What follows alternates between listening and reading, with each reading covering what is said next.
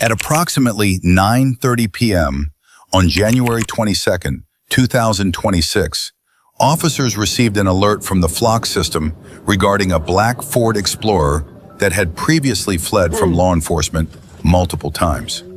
The vehicle was later located on Centerville Rosebud Road by an officer attempting to initiate a traffic stop. However, instead of stopping, the driver fled from law enforcement.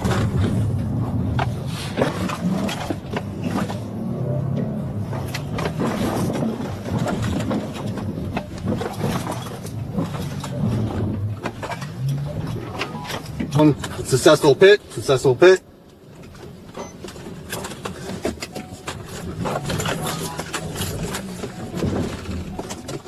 Put your hands up right now!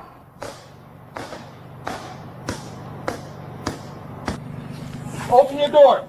270 ready. We have a vehicle off the roadway of males refusing to comply. Pepper ball, pepper ball, pepper ball. Pepper ball.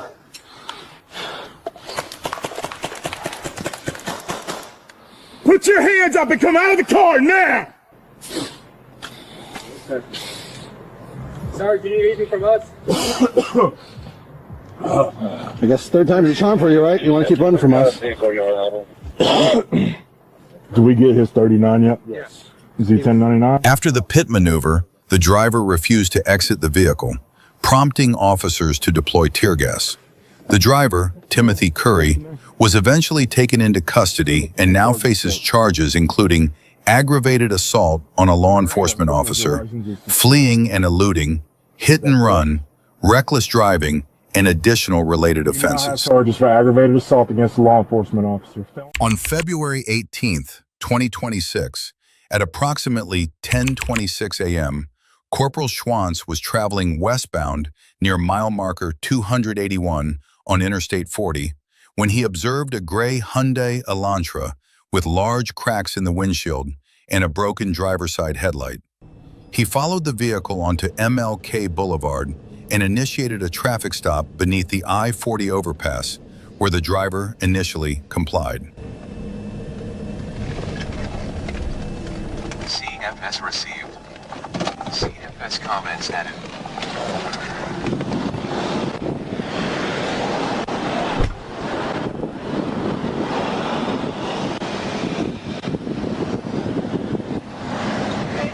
Good, how are you? Did I do something wrong? You didn't physically do nothing wrong. I pulled you over because your cracks in your windshield and you got a brake light out. That's just that and the brake light, that's about it. At first I wasn't really going to do anything, but whenever you stopped and started pulling over, I saw that brake light out. Just want to talk to you about it. You got your license and insurance? I'm Trooper Swants, by the way, with Arkansas State Police. I do got to say that, but... I don't have any insurance. You don't have any insurance? Okay. Gotcha. All right. Let me go check this, and I'll see what I can do, okay?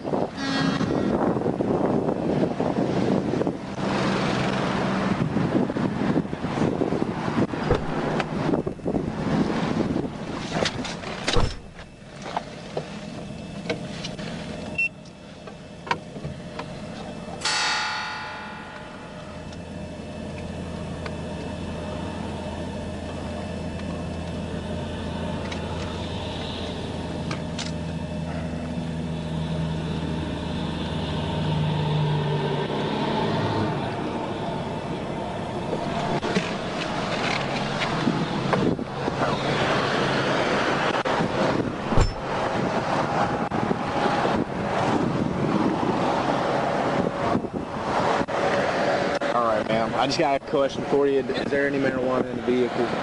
No, but Did you just get done smoking or something? but I just went to the hospital last night. Okay. Was it in the car? Okay, so that's the smell. Do you know if there would be any marijuana or grinders or anything like that in the vehicle? Okay. The reason I ask that is because the more honest you are with me, and if I find something, I can work with you more. There's more discretion to it. But if I get lied to about it, I have less discretion to work with you. You know what I mean? So I am going to search the vehicle. I'll go ahead and have you step out, and if you'll leave your bag in here as well. During the initial contact, Corporal Schwantz detected the odor of marijuana and identified the driver as Karen D. Myrick, who admitted she had no insurance.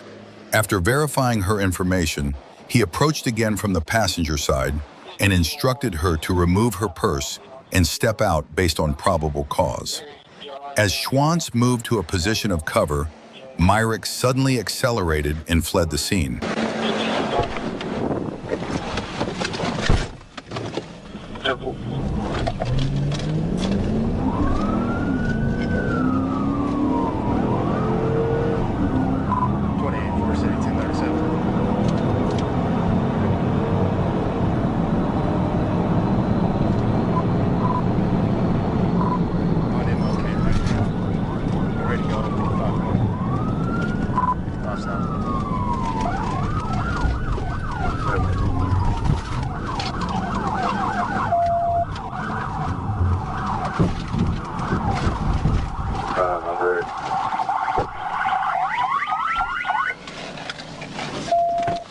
Out of the car! Out of the car! Get on the ground. Face flat. Face flat on the ground. After a pit maneuver brought the vehicle to a stop, Myrick was taken into custody. When asked about the marijuana, she stated that she had thrown it from the vehicle as Corporal Schwantz began the tactical intervention. A large plastic bag containing multiple smaller bags of marijuana was recovered beneath the car, with a total weight of approximately 242 grams. And additional plastic bags were located on the passenger seat. Chance. At around 12:45 a.m. on January 7th, Officer Monroe was notified that Lieutenant Ladd of the Maumelle Police Department had requested assistance in a vehicle pursuit on Interstate 40 near the 146-mile marker. Maumelle units were pursuing a vehicle with fictitious plates, fleeing at speeds close to 100 miles per hour. Officer Monroe spotted the suspect vehicle on Interstate 40 near mile marker 147 and quickly moved into position to take the lead in the pursuit.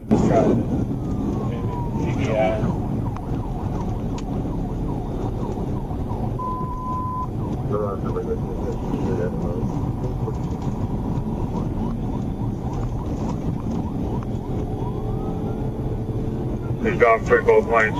About to cross 150.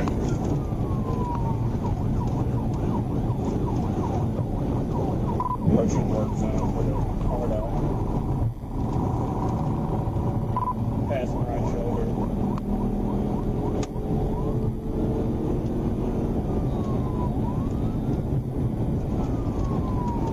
Big Hill Book construction back here, 11. Vehicle, it's about 147. Taking her car. Looks like he's going to go straight to east. Bigger road. 50 straight, 48th minute.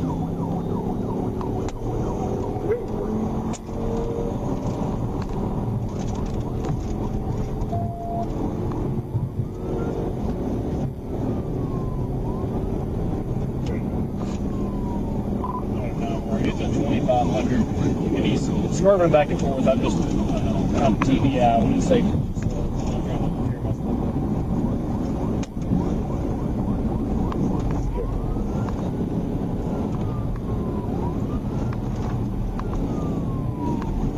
Baker 10, Baker 12, what's your trying?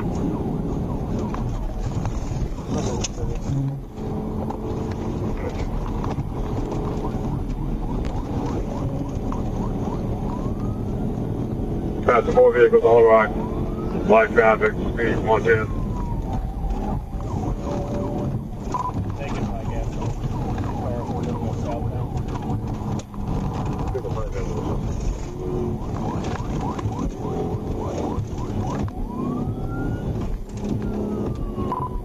TBI or person next to me.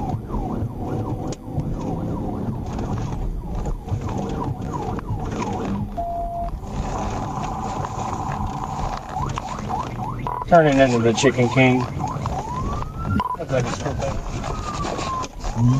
The vehicle eventually stopped at the Hunan Palace restaurant, where the driver exited and fled on foot toward Pike Avenue and Percy Machen Drive. Officer Monroe noticed a passenger still inside and ordered the person out. As Monroe divided his attention, the passenger also fled and was later identified by Lieutenant Ladd of the Maumelle Police Department from the initial stop. The driver was later arrested by North Little Rock Police at a Motel 6 on West 29th Street. Surveillance video showed him discarding a jacket and a hat, both of which were later recovered. At approximately 12:34 a.m. on March 19, 2026, an officer on patrol observed a black Dodge SUV speeding past at a high rate of speed on westbound I-40 near the Main Street exit. The officer activated emergency lights and siren, but the driver accelerated to over 110 miles per hour and fled, initiating a high-speed pursuit.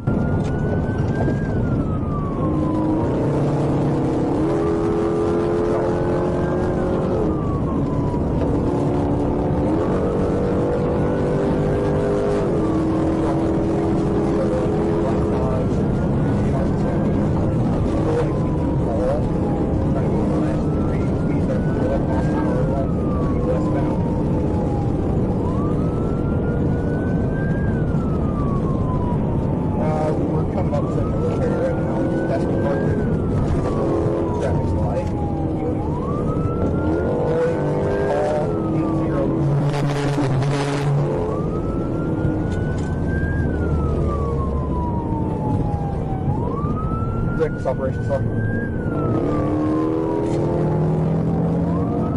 Charles, want to go ahead and notify state. He just took the exit for military. He's passed the vehicle on his shoulder.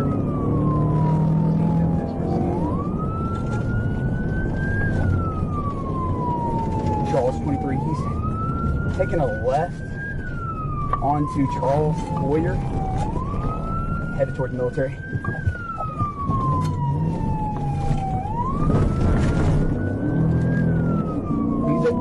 State's got him now.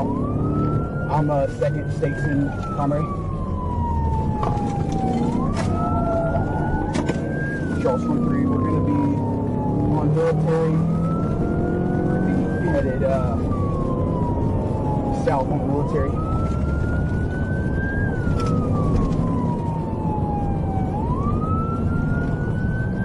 Charles 23, we're going on to Joe K. Holt.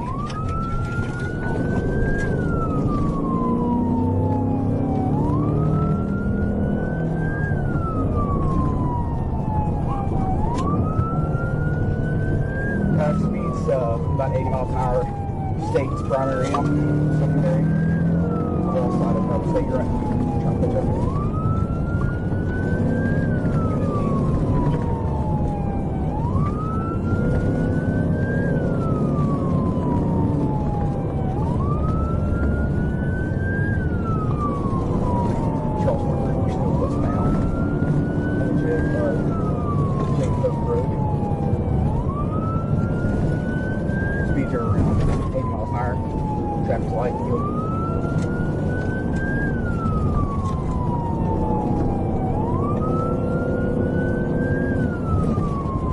They got a TBI.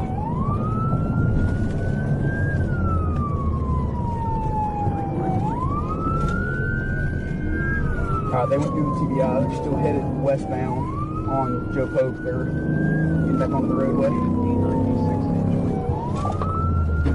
Our state's got another TBI. Felony stop.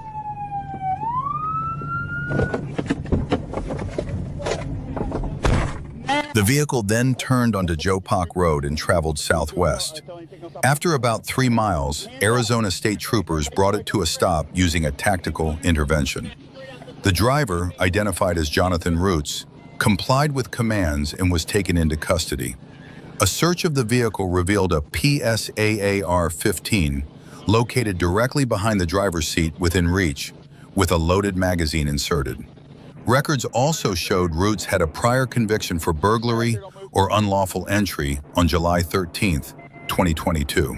Get the fuck out of here! Turn around! At approximately 12:30 p.m. on April 12, 2025, A Pine Bluff police officer attempted a routine traffic stop on a white Dodge Charger. The driver fled, initiating a pursuit. As both vehicles approached railroad tracks just west of Pitts Road, the patrol car crashed while attempting to cross, ending that phase of the pursuit. Sergeant Means and Trooper Harrell of the Arkansas State Police were then notified and took over the pursuit. We got 643 and 4. Oh, I'm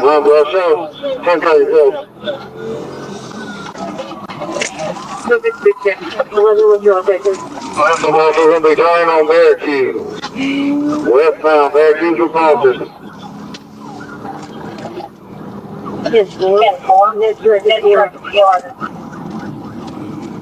It's going to be a white Dodge Charger. Each lane primary, I'm secondary. Westbound Bluff know we got their call.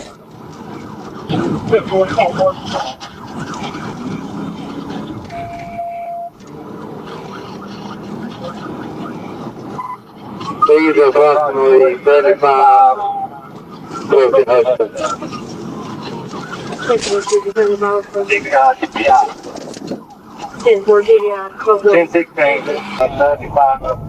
A few minutes later, Sergeant Means executed a precise pit maneuver, sending the vehicle into a tree before it struck two parked cars and came to a stop. The driver was taken into custody immediately. A search of the vehicle revealed a firearm and a small bag containing a white crystalline substance believed to be drugs. The ground, now! At approximately 2:51 a.m. on November 27, 2025, Sergeant Nathan Williams was notified that the Conway Police Department and the Faulkner County Sheriff's Office were engaged in a vehicle pursuit involving a white Dodge Ram 2500, displaying a fictitious license plate. Conway Sergeant Holland requested assistance from the Arkansas State Police. Around 3:19 a.m., Sergeant Williams was positioned on Bayou Road near State Highway 287 when the pursuit passed his location. He fell in behind the chase and assumed the primary role.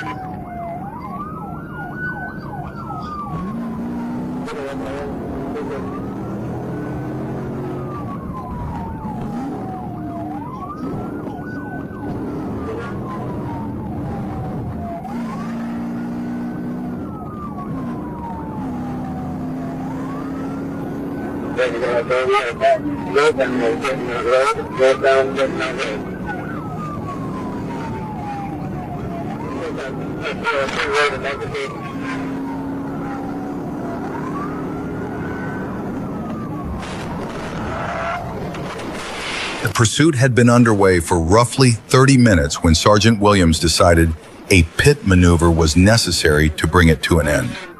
The maneuver forced the suspect's truck off the roadway to the left, where it struck a line of trees. The vehicle caught fire moments later and was soon fully engulfed. The driver and sole occupant, identified as Jeffrey McFarland, was pulled from the truck and taken into custody with only minor injuries. At approximately 11:15 p.m. on November 24, 2025, Officer Blanchett observed a 2006 Honda Accord speeding and driving recklessly in Montville. When he attempted to initiate a traffic stop, The driver refused to pull over and instead fled, triggering a pursuit.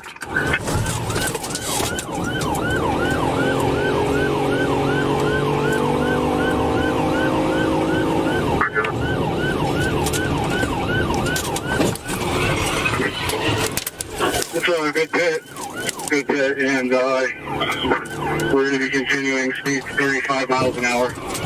And the second person into the guardrail. That's all right, I think they're coming behind him.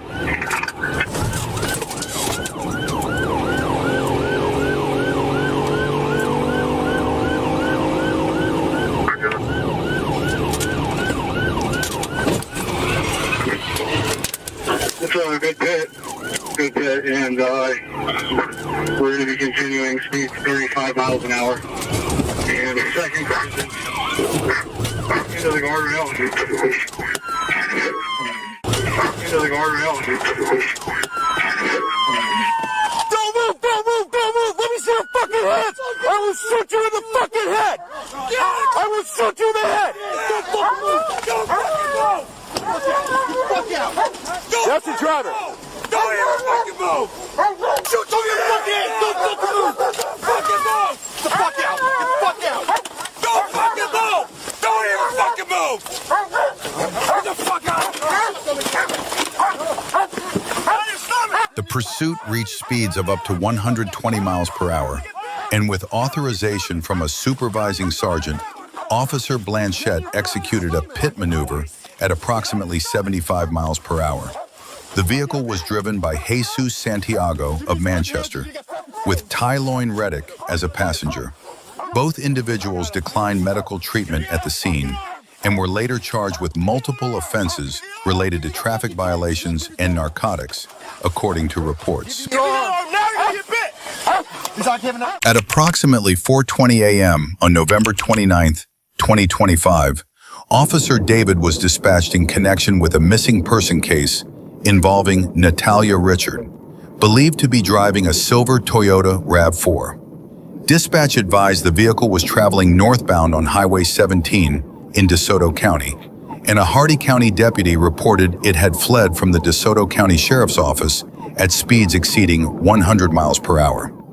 David located the pursuit, joined in, and quickly moved into the lead position.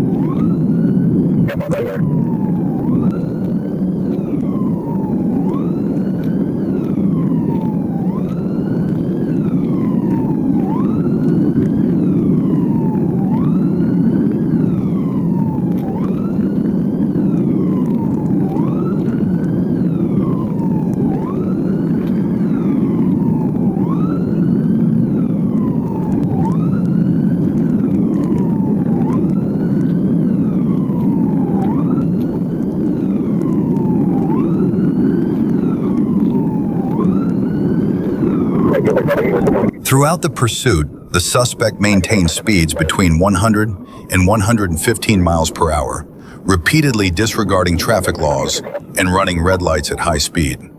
Officer David made multiple attempts to close distance and either perform a pit maneuver or slow the vehicle down, but was unsuccessful.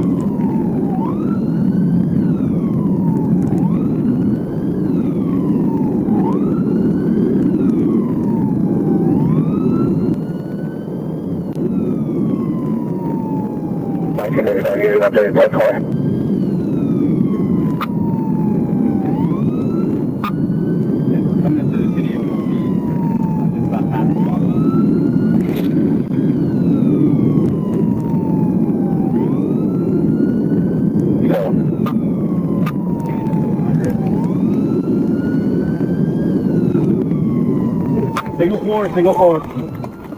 As the pursuit reached Fort Meade at the intersection of Highway 17 and Broadway Street, the driver failed to stop at a red light and caused a crash at approximately 100 miles per hour. After the collision, the suspect vehicle continued north through the Culver's parking lot and came to a stop near First Street Northeast. Officer David observed the driver still in the seat, unable to exit due to injuries. The driver was identified as Natalia Richard and was transported to a hospital for medical treatment. The other driver involved in the crash was not seriously injured. Around 1:40 p.m. on September 27, 2025, Sergeant T. Williams was stopped on U.S. Highway 167 North near Hurricane Creek Bottoms, preparing to conduct a traffic stop. While monitoring radar, he spotted a vehicle traveling at high speed. Williams observed a white Chevrolet, believed to be an Impala or Malibu, heading south in the inside lane at approximately 92 miles per hour. The car was moving well above the surrounding traffic and showed no signs of slowing. The driver was identified as a black male, wearing a dark-colored shirt. After completing his initial traffic stop, Sergeant Williams redirected his patrol unit south to pursue the speeding vehicle.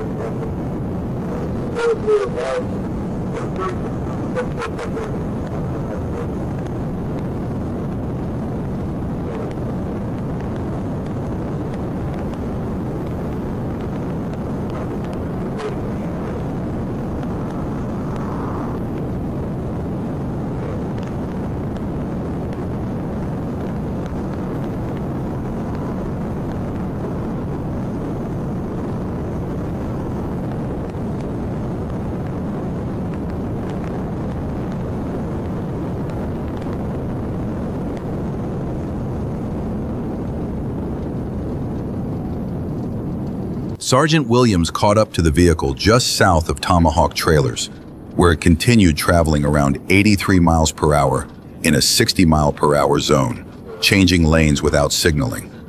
Williams activated his emergency lights and initiated a traffic stop. The car, a 2006 white Chevrolet Malibu, registered in Kentucky to Joseph Henderson, suddenly accelerated to about 100 miles per hour when Williams sounded the siren, fleeing from the stop.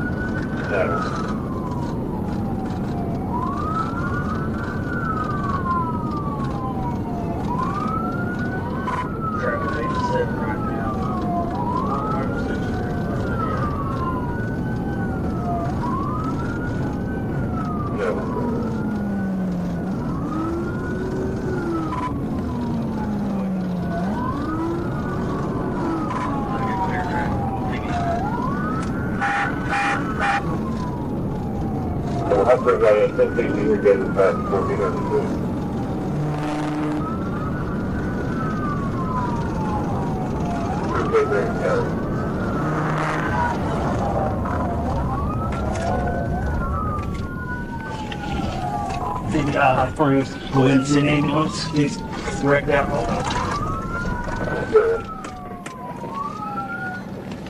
At around 107 miles per hour, Sergeant Williams executed a pit maneuver, striking the rear driver's side of the vehicle. The car spun clockwise, slid off the west shoulder into a grassy area, and continued sliding until it struck a drainage culvert at an unmarked private driveway. The vehicle then rolled onto its side, hit a telephone pole with the rear end, and finally came to rest on its driver's side, facing northwest, just south of U.S. Highway 167 North at 3803. Sergeant Williams approached and ordered the driver, later identified as Joseph D. Henderson, to exit the vehicle.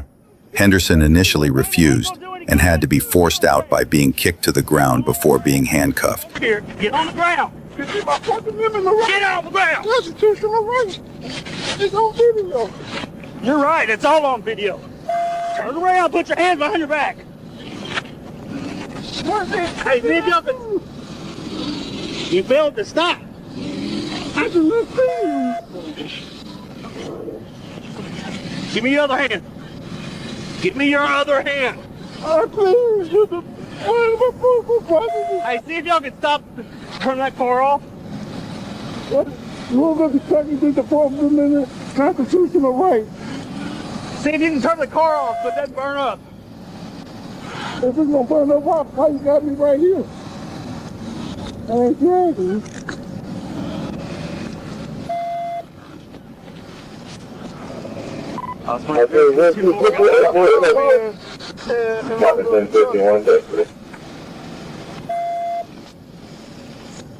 In 2013, I'm in the Joseph Henderson. 2013, I had an upgrade. You avail. Why didn't you stop? Because I didn't see you.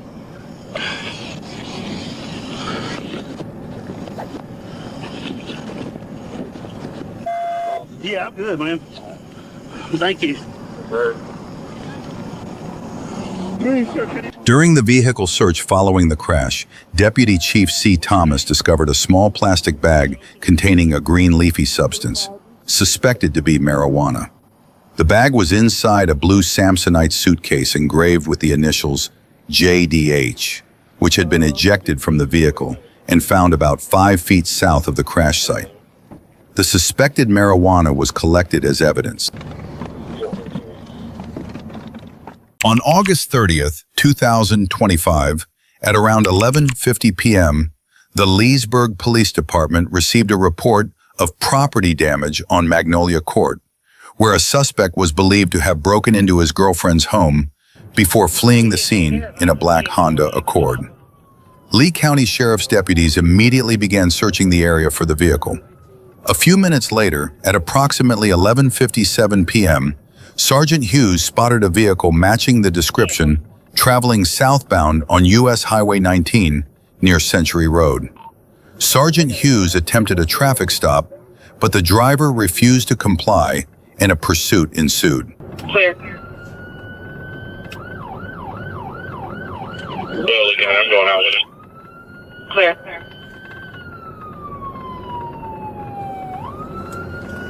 passing Tabitha now, still traveling south, man. They still got their flashes in. He's weaving in and out of traffic. He's making up speed now.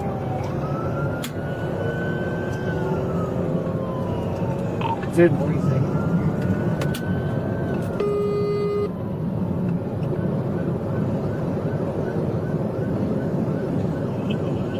Hey, Taylor County, you could have advised the DSP, they were just only you.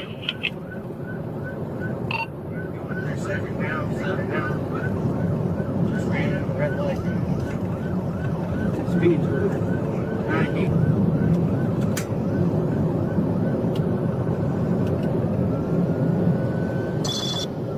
What did the city have on you?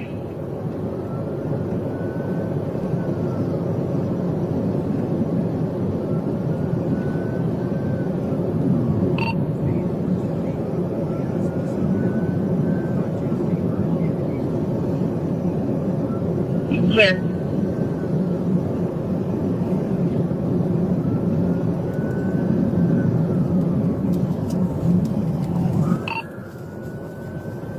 Go through, have some fun park and Slappy.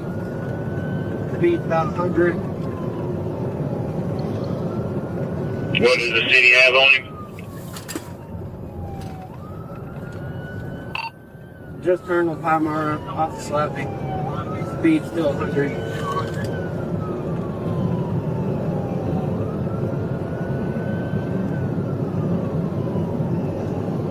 Yeah, boy. Passing the street.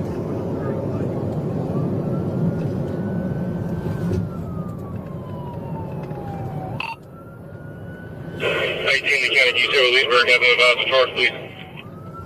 10-4, criminal trespass, advised he kicked in his girlfriend's. Criminal trespass, advised he kicked in his girlfriend's door. Well, Lee County, we're going to be going down McIntosh, heading back towards Slappy.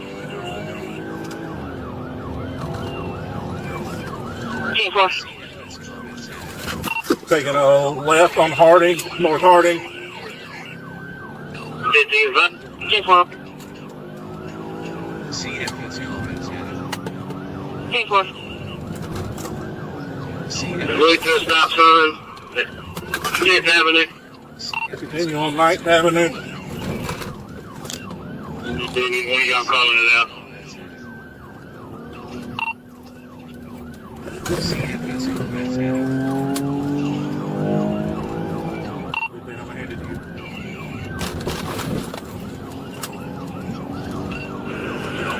Going south on Harding.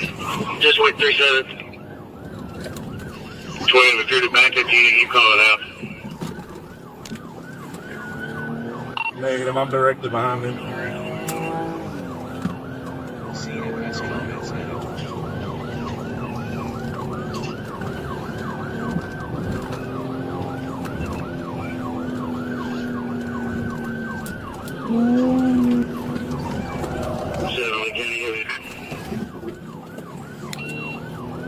Repeat that last you broke up.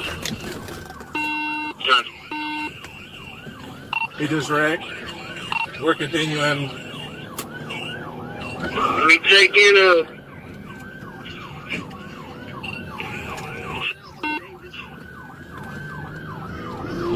The pursuit continued through the streets of Albany, where the suspect failed to stop for multiple stop signs and red lights. It ended near the 600 block of West 3rd Avenue after the vehicle struck a curb and came to a stop. The driver, later identified as Ramey Thomas, jumped out while the car was still rolling and tried to flee on foot, but immediately fell to the ground. Officers quickly caught up to him and took him into custody after a brief foot chase. Hey, stay inside for me! Around 3:53 p.m. on November 26, 2025, Trooper David Minotti was positioned along U.S. Highway 82 near Pew Circle, just outside Lake Village in Chicot County, when he observed a white Nissan Xterra traveling westbound. The vehicle came to a stop at 4669 U.S. Highway 82, just west of Pew Circle. Trooper Minotti approached the driver and initiated contact.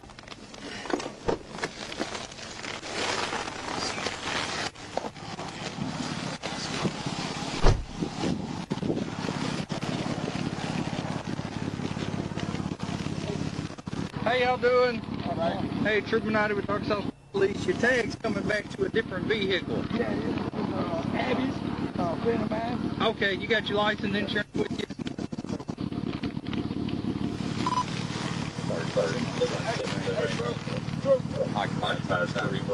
As Trooper Minotti explained the reason for the stop and asked the driver, Mickey Cannon, to provide his license and proof of insurance, he detected the odor of marijuana coming from inside the vehicle. When questioned about it, Cannon claimed his passengers had been smoking earlier. He then opened the door, revealing that he was wearing a catheter and that his left leg was largely paralyzed from a prior accident. A few minutes later, while the two passengers stood outside waiting, Cannon suddenly bolted from the scene, accelerating eastbound toward the Mississippi River Bridge on U.S. Highway 82. Trooper Minotti initiated pursuit.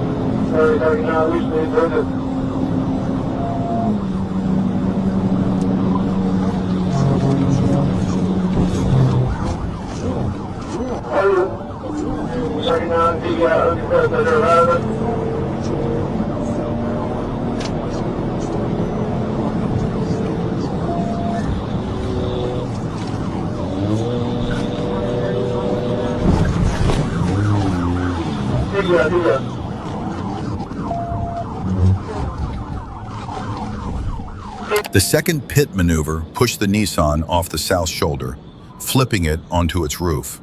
Trooper Minotti immediately called for emergency services. He shattered the rear driver's side window with his baton to establish contact. Fire and rescue teams arrived shortly after and pulled Cannon from the vehicle. Aside from a minor cut on his hand, he showed no clear injuries but was taken to Chico Memorial Hospital for evaluation. A follow-up check revealed Cannon was wanted in Tennessee for a parole violation, which he admitted was why he fled. Because of his medical conditions, including a catheter and partial paralysis of his left leg, he was released pending a court summons rather than taken into custody. I can't hear you, but I know you can hear. Around 8:55 p.m. on March 30th, 2023, Trooper Matthew was patrolling near County Line Road and Sunflower Road, looking for Brandon Nicholas Taylor, wanted on felony warrants and suspected in an arson and grand theft case. Taylor was believed to be driving a black Ford F-150 and had no valid license. Trooper Matthew spotted a black F-150 run a stop sign and speed up to 57 miles per hour in a 35 miles per hour zone. As Trooper A. Middlebrooks was conducting a nearby traffic stop, the F-150 swerved and sped past, nearly hitting him. Middlebrooks shined a light into the truck and confirmed the driver was Taylor. Go ahead. Go ahead.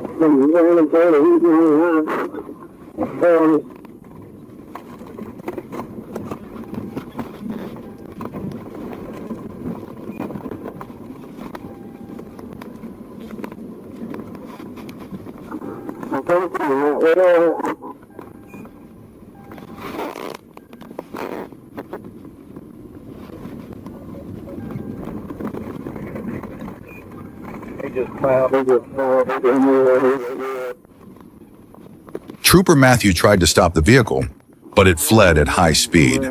Taylor ran a stop sign, drove onto private property, and nearly hit a backyard pool.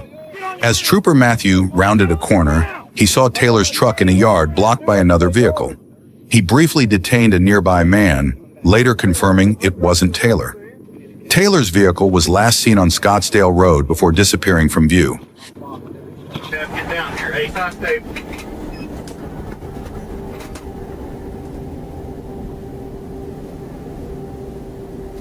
Can you find the truck? Find the truck? University, bail out. Stand by. Could be Brandon. He's not ready.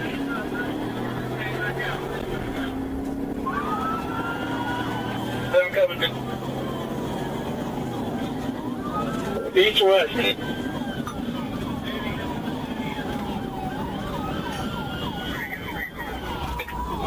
You know, he's all right.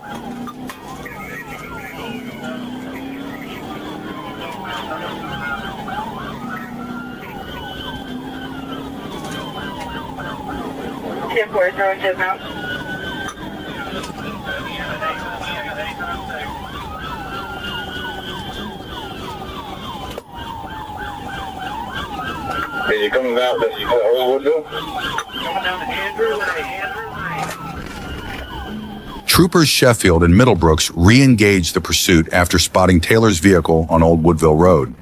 Taylor fled through private properties, damaging fences, before crashing into a tree in a wooded area off Maria del Carmen Road. He ran into the woods on foot. Trooper Cabe and K9 Kane tracked him, with support from local deputies and a helicopter. But Taylor wasn't immediately found. He's on foot. 10-4-10-50.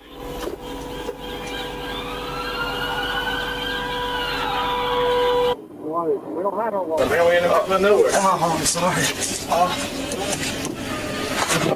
I'll see. We got an ambulance coming. As soon as they take you out, we'll take you to jail. Brandon. Taylor fled into the woods behind 32 Maria del Carmen, but was later found hiding under a porch cabinet by the homeowner, an off-duty officer who held him at gunpoint until police arrived. Taylor was arrested without incident, evaluated for leg pain by EMS, then medically cleared at the hospital before being booked into Wakulla County Jail.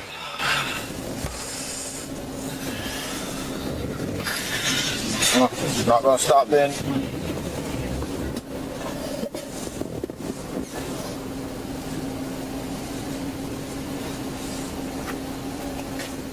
At around 10 a.m. on October 17th, 2024, Missouri State Highway Patrol received multiple 911 calls reporting a black 2021 Chevy Traverse driving recklessly on Interstate 44, speeding, weaving into oncoming lanes, forcing other vehicles off the road, and at times even traveling the wrong way. Several callers also reported what appeared to be a physical altercation taking place inside the vehicle. At 10:19 a.m., Trooper Townsend located the SUV racing down the interstate at speeds exceeding 110 miles per hour, swerving dangerously and narrowly avoiding multiple collisions. And when emergency lights were activated, the driver, identified as Crystal Courtwright, accelerated to 132 miles per hour and continued fleeing for nearly 17 miles. Non-emergency traffic. Looking at me, the first state west around 210. We might be down the trooper. 210.2. That's still fine. 76 miles an hour.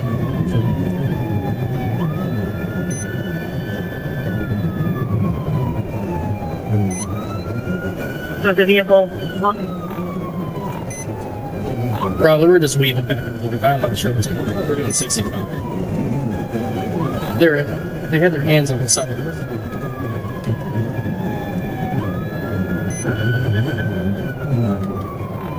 .6, 65 miles per hour, right lane, Light traffic. Alright, now we're in the left lane.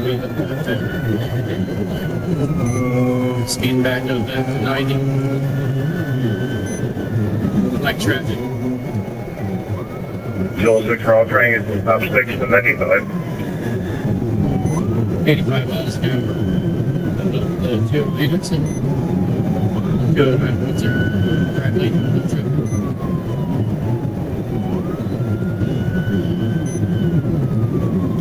Did you get a read?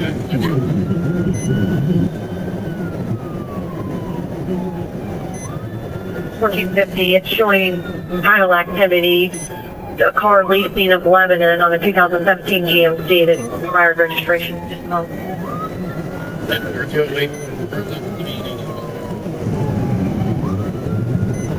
Light traffic, there's still anything in the lane.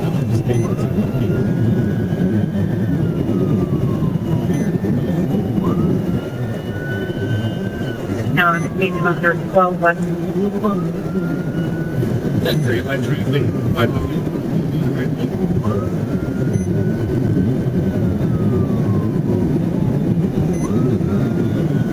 Still 6 for all the vehicle destruction. Black check. So.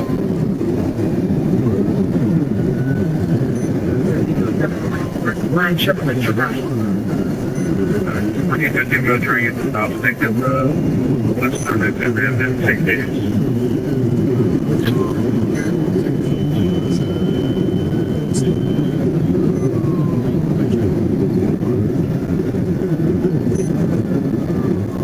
What's down to 640? 50.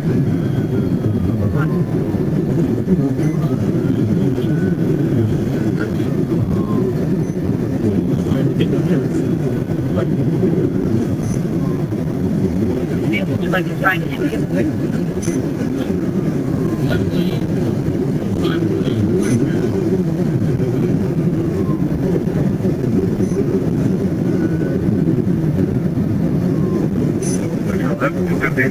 Dragons, those things. There's 30.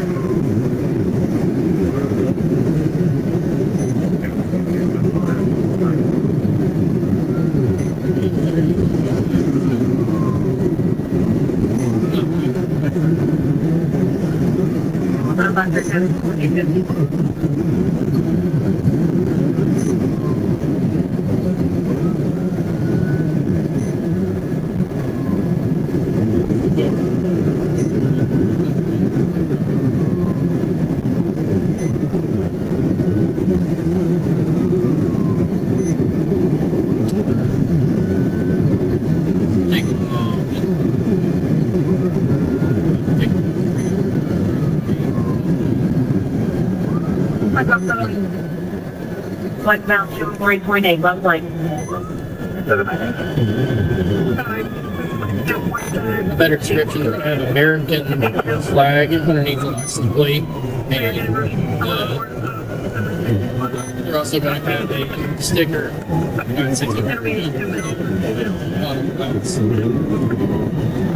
It's like some lighting to a previous building.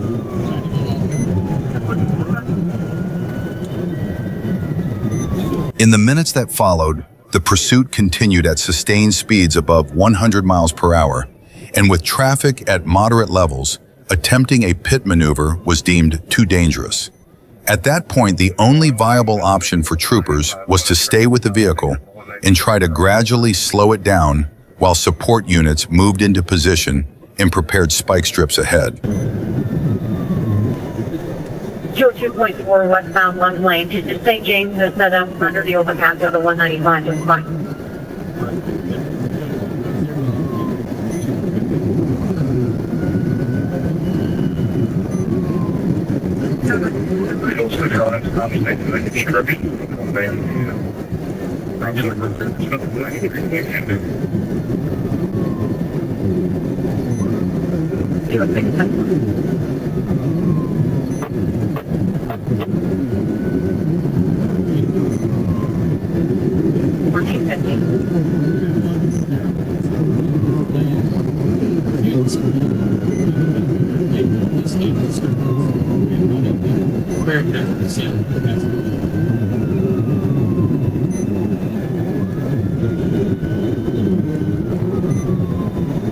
Sounds like.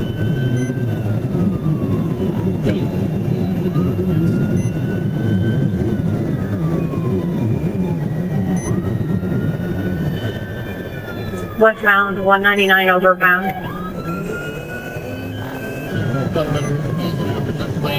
Like traffic. It is massive.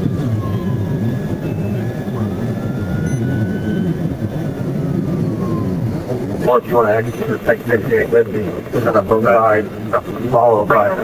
Taking for the foot stop under the overpass 195.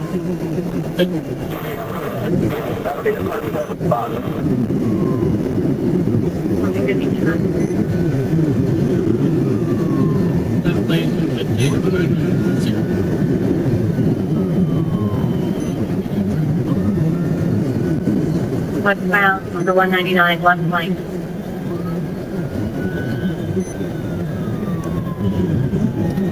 They're letting cars go around and not fixing children.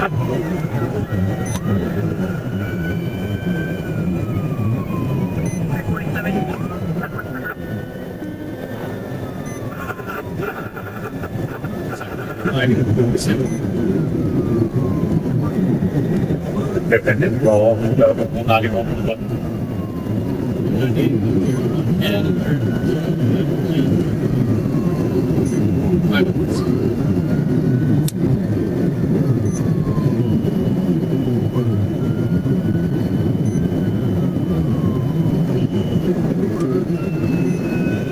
Looking to the big location.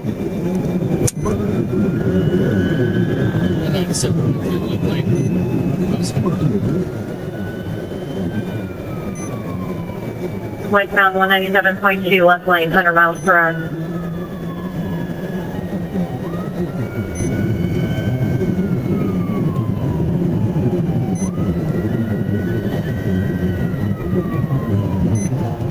$76 miles. 96.6 left lane.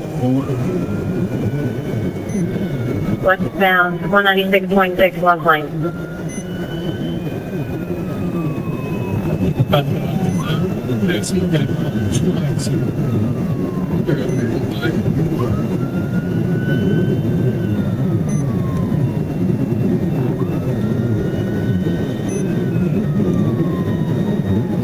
They're taking the 95 exit, they just hit the exit sign, 1050.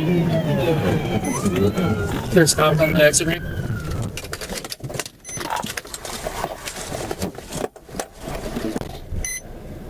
At the westbound exit 195, the driver lost control and slammed into a highway sign, damaging the SUV and bringing the pursuit to an end. Officers removed the woman from the vehicle and placed her under arrest. During questioning, she made disjointed statements, claiming she was saving the souls of children and fleeing to free all the spirits, later admitting to using marijuana earlier that morning, while officers also located several empty prescription pill bottles inside the vehicle. At approximately 11:30 p.m. on September 1st, 2024, Florida Highway Patrol troopers responded to assist the Hillsborough County Sheriff's Office with an organized street takeover in Hillsborough County. Upon arrival, a red 2023 Dodge Challenger was quickly identified as a central vehicle in the incident, and as officers moved in, the driver immediately fled, triggering a pursuit.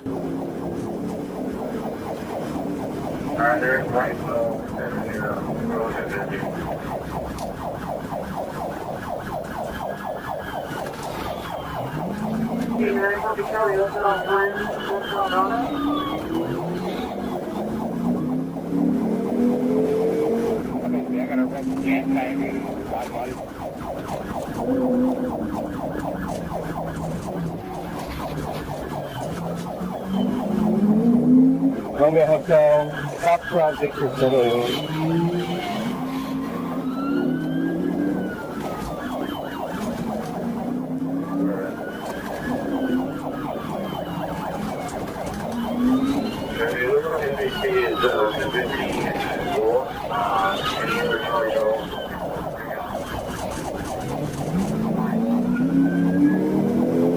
I'm in the neighborhood. I'm currently heading, I believe, eastbound. We're in a hotel. Talk about this area.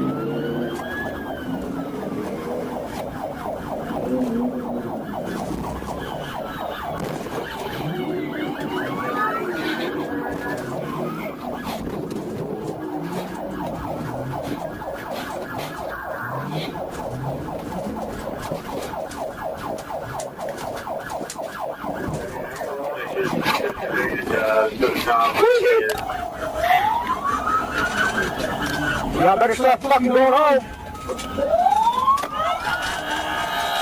Go home, go home.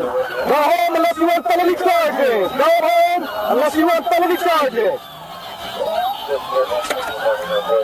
Keep moving, run faster. Get the fuck out of here. Move your ass, we gotta move.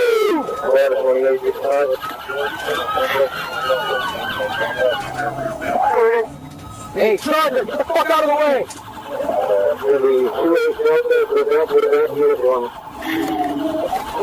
If you want to get picked, you're gonna get fucking hit right now! Move!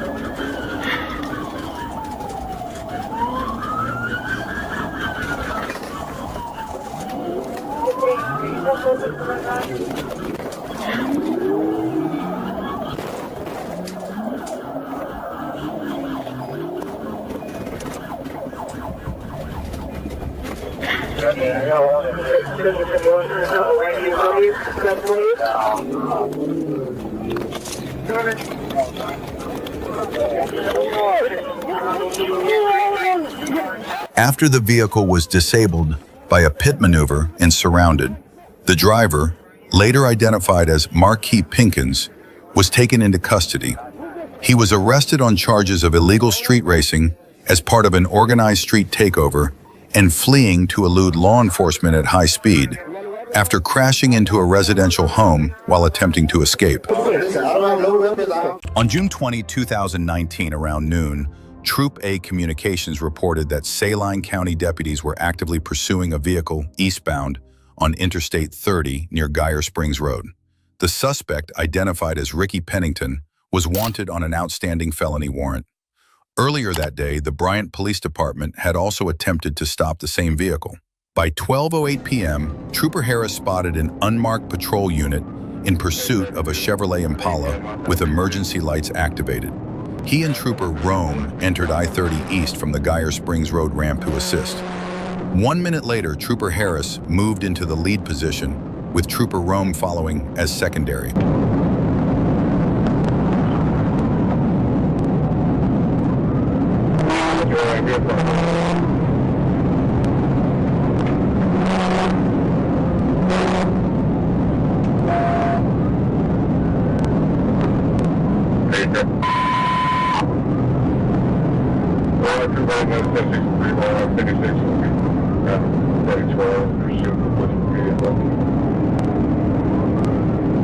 He's down past 135. Speed's about 115. Ready to press 135, speed's 115.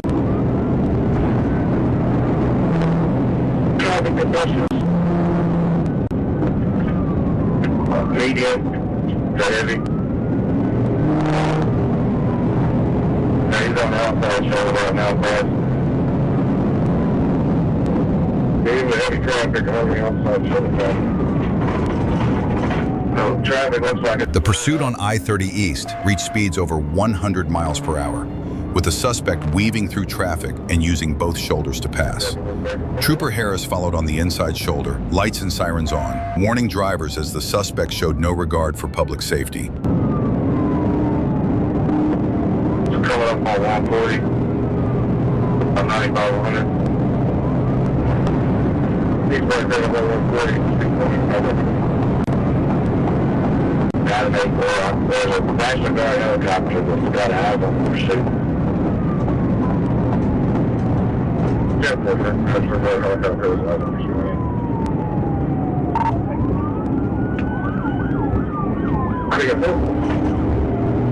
Correct to the right, take a 440 eastbound.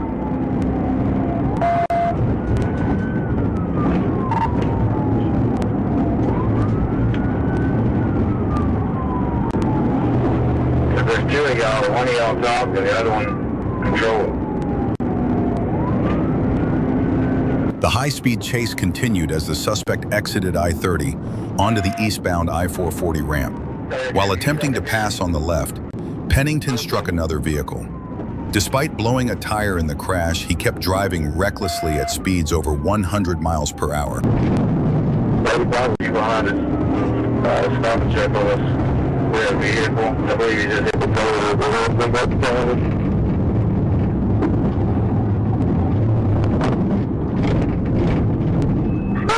Eastbound.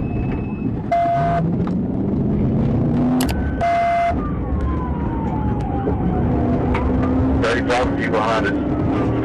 Stop and check on us. We have a vehicle. I believe he just hit the trailer of the road pick up in front of us. Cancel.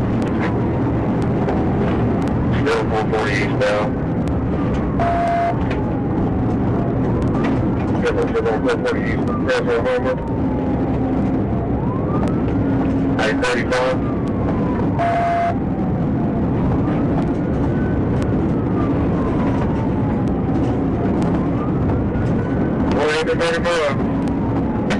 I'm about to get out of this pursuit. I got 2 tires, running low. Therefore, I'll catch up with you.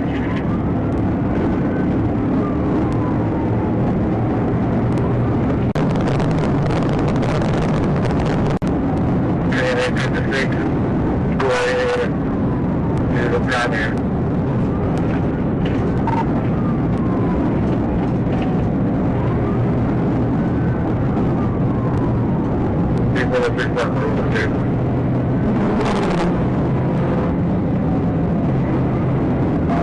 Approaching what? Coming up on Bankhead. Yeah, one person Bankhead.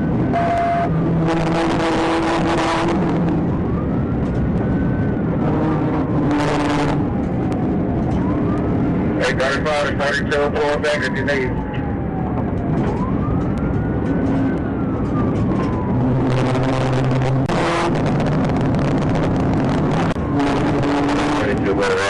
Yeah, 22.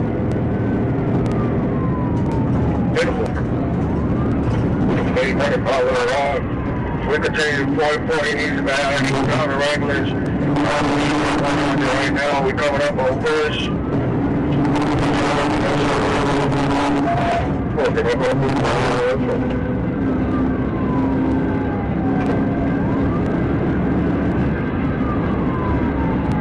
He's at 99 right now. We continue at 440 east, approaching push down.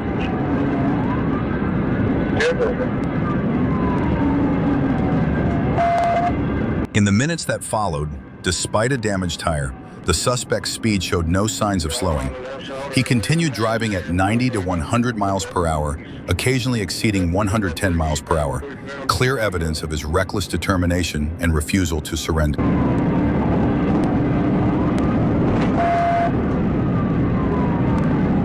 Approaching the River Bridge, 140 eastbound. Speed on 101.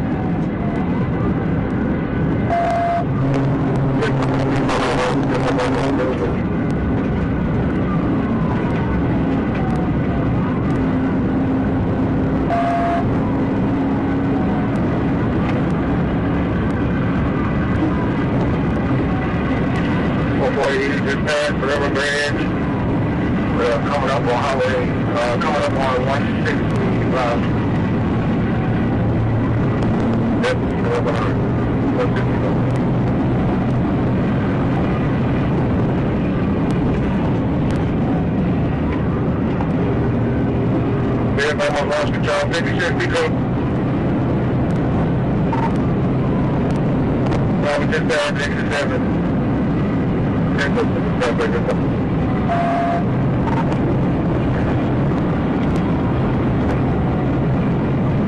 Speed at 118, 56 feet trouble.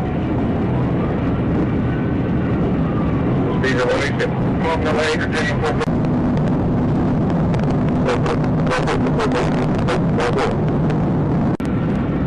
60 light. Traffic still light.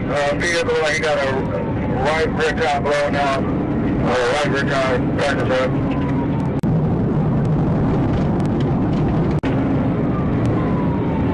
Simple, rear tire up.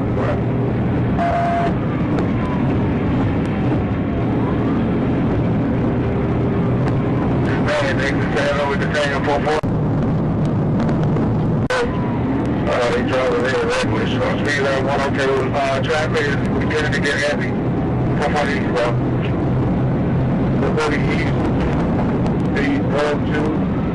As the pursuit neared the Fouch Pike exit, Trooper Dotson moved into the secondary position after Trooper Rome's patrol car sustained a flat tire. The suspect's speed climbed from 110 to over 120 miles per hour, despite running on a bare rim. Trooper Harris made several pit attempts to end the chase, but each was unsuccessful due to heavy traffic and the suspect's evasive maneuvers.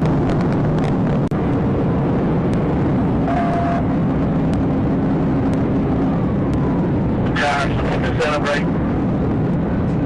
34, speed at 113. We just crossing the highway 40 down 440 eastbound. The ladies.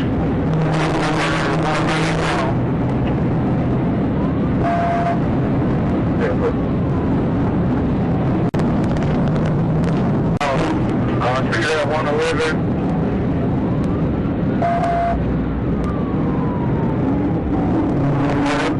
Driving on the left shoulder. Whatever it is you're on, be careful. Driving on the left shoulder.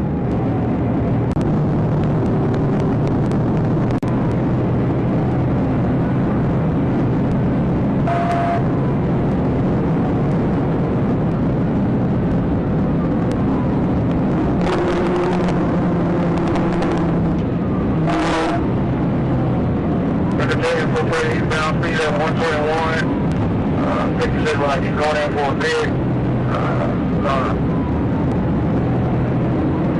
Eastbound. We're back in another 4 lane. Speed at 113.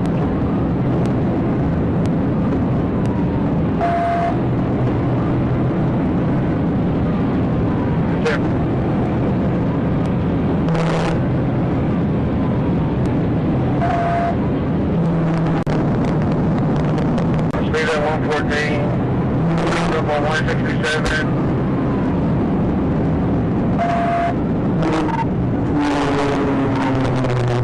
Over 67 on 430.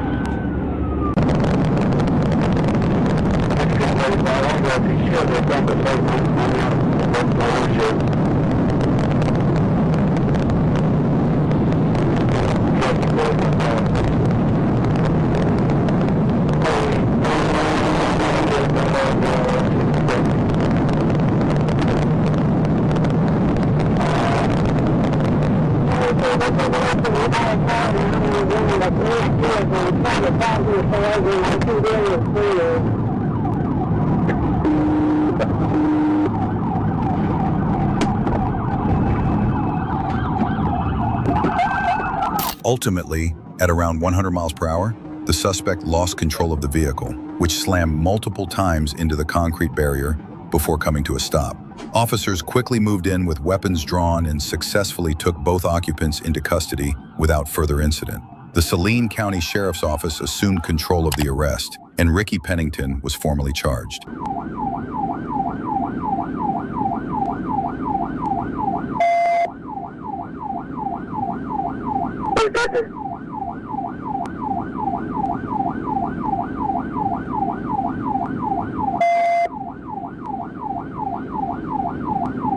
At around 12:30 a.m. on February 16, 2023, Sergeant A. Matthews was notified by Gwinnett County Police that a newer gray Dodge Challenger with stolen Georgia dealer plates had fled a traffic stop on southbound I-85 near the DeKalb County line. Shortly after, Chamblee Police reported that the same vehicle was detected by their license plate reader entering their jurisdiction on Chamblee-Tucker Road. Unmarked crime suppression units located the Challenger parked at a nearby hotel and requested assistance from Sergeant Matthews. Before he arrived, a marked Chamblee patrol car inadvertently alerted the suspect, causing the Challenger to flee the hotel parking lot at high speed, driving recklessly westbound on Chamblee-Tucker Road.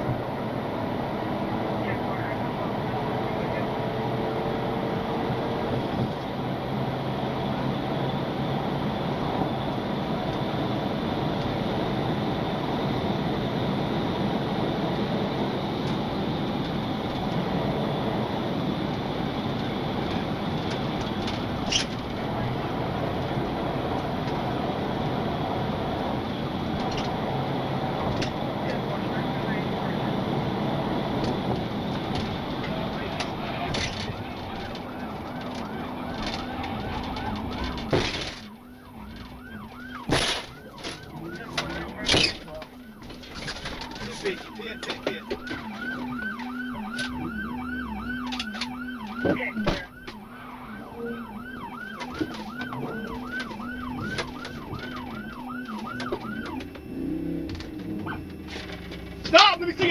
After the pit maneuver, Trooper Matthews exited his patrol car and saw the driver flee on foot. Despite repeated commands to show his hands, the suspect kept them at his waistband, pulled out a handgun, and tossed it away while running. Trooper Matthews deployed his taser, knocking the suspect to the ground. When the suspect tried to get back up and continued to resist, a second taser deployment achieved neuromuscular incapacitation. The suspect then complied and was taken into custody without further incident.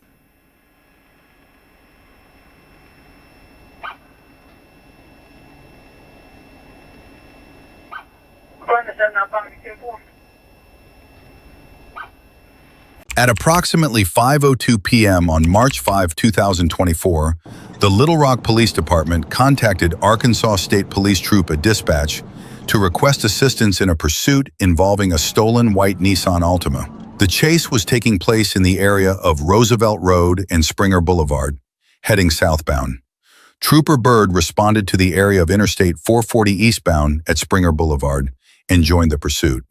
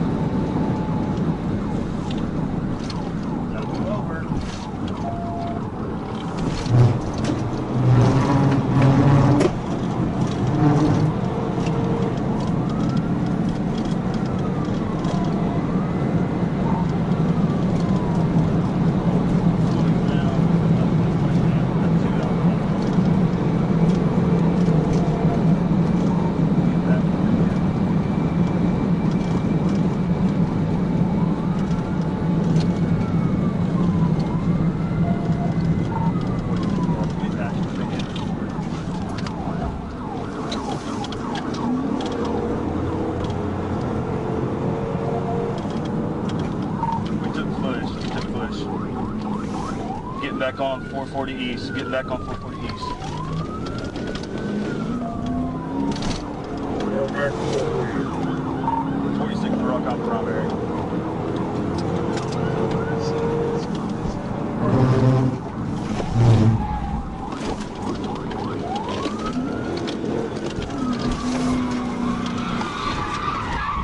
TBI.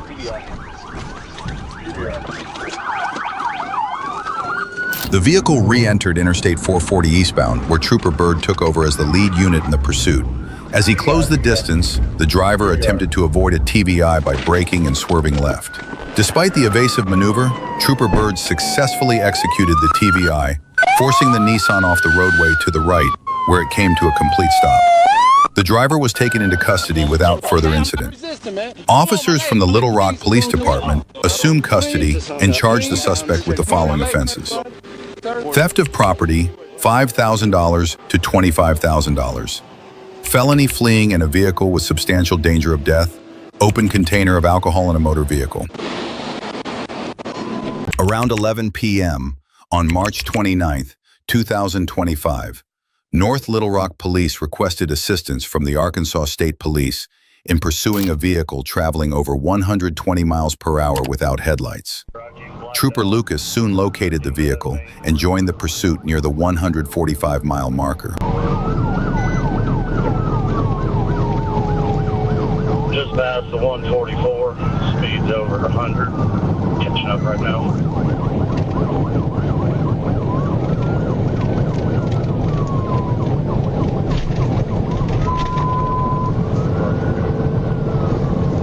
Down 13th primary, coming up on the 142. Speed's about 127.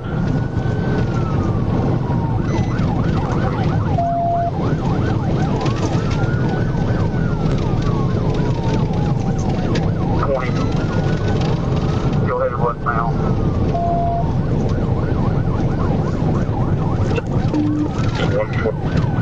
Big rover. While attempting to take exit 142 onto Highway 365 at nearly 130 miles per hour, the driver lost control and veered off the roadway, striking a tree. The impact sparked a small fire, which was quickly extinguished. The driver, identified as John Bruce Martinez, was pronounced dead at the scene. 3 17-year-old passengers from Mablevale sustained minor injuries and were transported to a nearby hospital.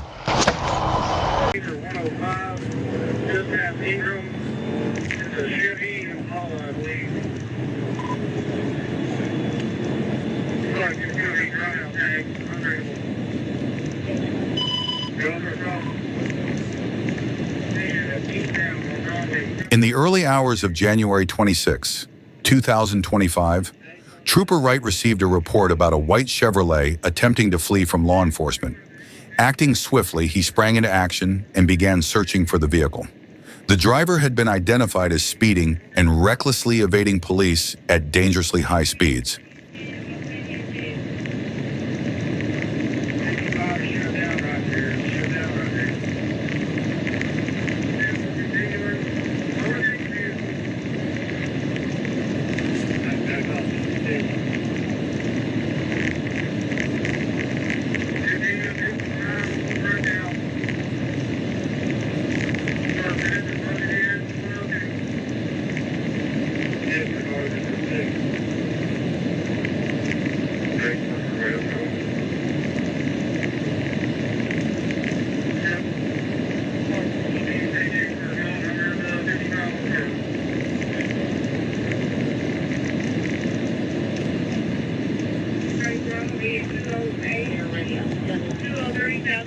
Stand by.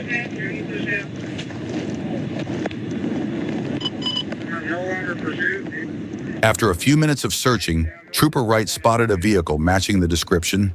At that moment, the driver was fleeing at an estimated speed of around 130 miles per hour. Trooper Wright accelerated his cruiser to 141 miles per hour in an attempt to catch up and stop the vehicle, but the attempt was unsuccessful. The driver continued to accelerate, pushing even harder to escape from law enforcement.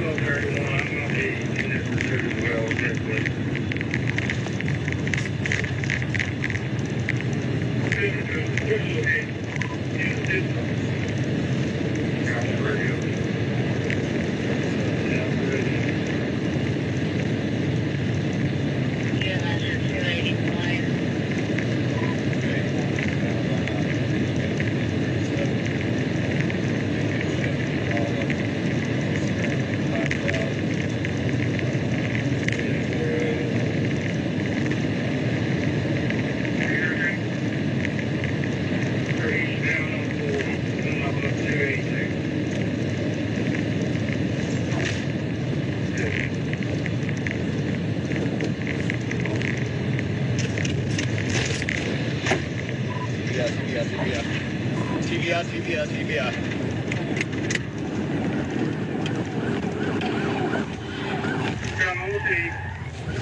Just past the curb, slow down. Hey, takedowns, don't be on the ground. Takedowns, don't be on the ground. I'm almost ready.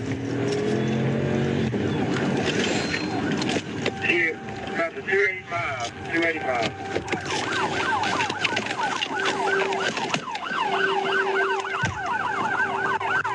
I have West Memphis with me.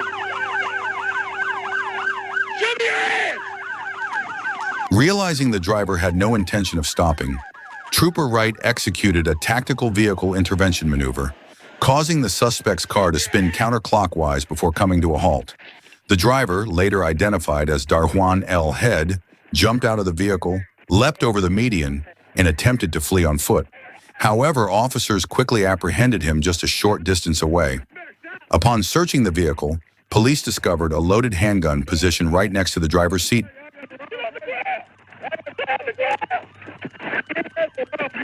Hey, you better get shot, motherfucker.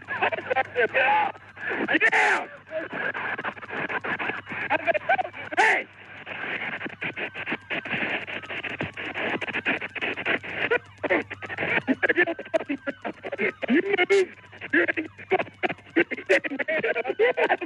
You drunk or what? No. Huh? I was smoking.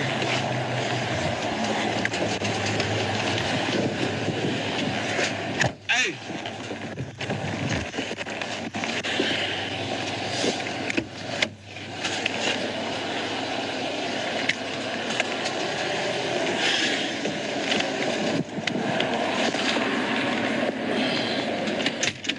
On July 7, 2025, a Be on the Lookout alert was issued for a red 2023 Toyota Tacoma with South Carolina license plates.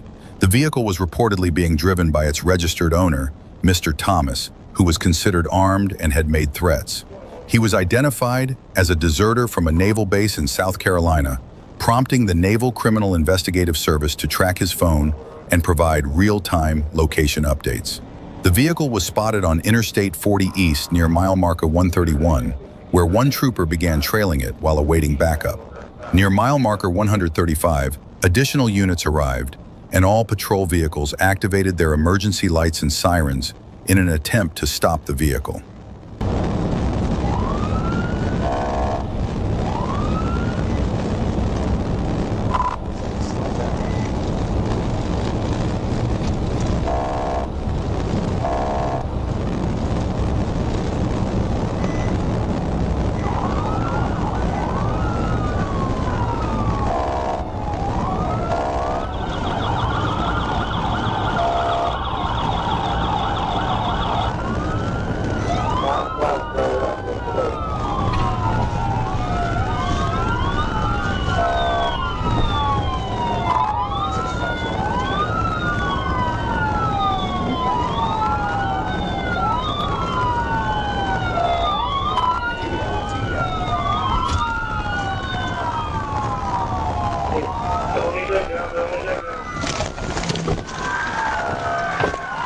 As the road straightened near mile marker 138, a trooper approached the suspect vehicle from the right and successfully executed a TBI.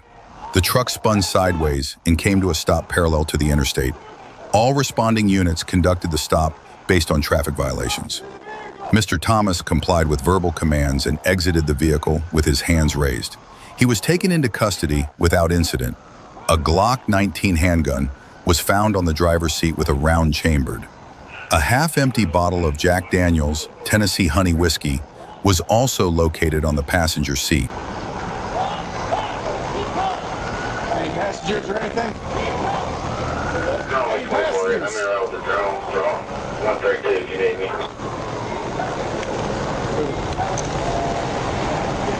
Around 9 p.m. on January 15, 2025, a Florida Highway Patrol trooper conducting speed enforcement on U.S. Highway 441 near Natoma Boulevard in Mount Dora spotted a gray Chevy Silverado traveling 85 miles per hour in a 50 miles per hour zone. According to the arrest report, when the trooper attempted a traffic stop, the driver turned left toward Lincoln Avenue, ran a red light, made a U-turn, and fled southbound, prompting a pursuit.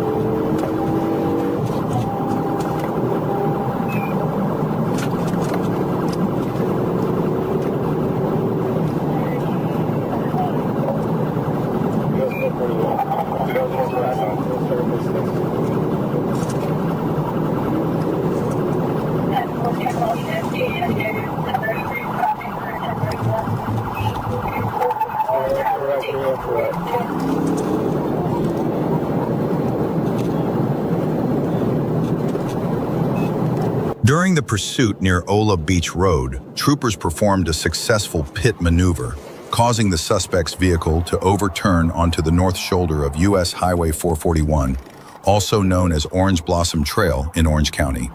Because of low visibility in the area, it took officers some time to locate the overturned vehicle.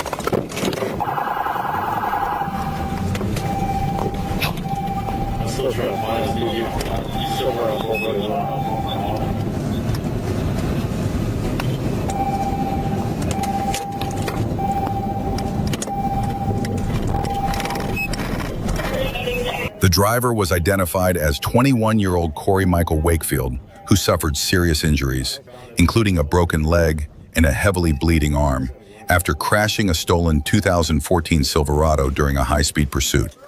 Wakefield initially claimed another man had been driving, but deputies confirmed that individual was already in custody.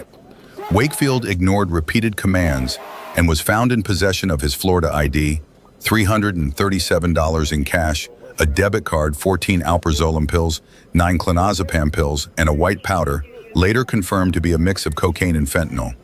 The Silverado had been reported stolen from Lake County in December.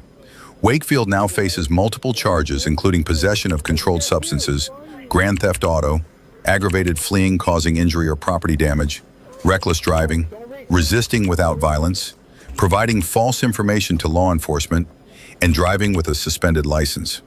He is currently being held in the Lake County Jail without bond. Oh, okay. Who is it? Who is it? Who is it? On January 1, 2024, around 9 p.m., a Monona police officer observed an SUV make a sudden turn near the intersection of St. Teresa Terrace and Monona Drive. Suspecting the driver was trying to avoid contact, the officer followed the vehicle into a nearby parking lot. Instead of stopping, the SUV turned around and accelerated past the officer onto Nichols Road, initiating a pursuit with speeds exceeding 80 miles per hour.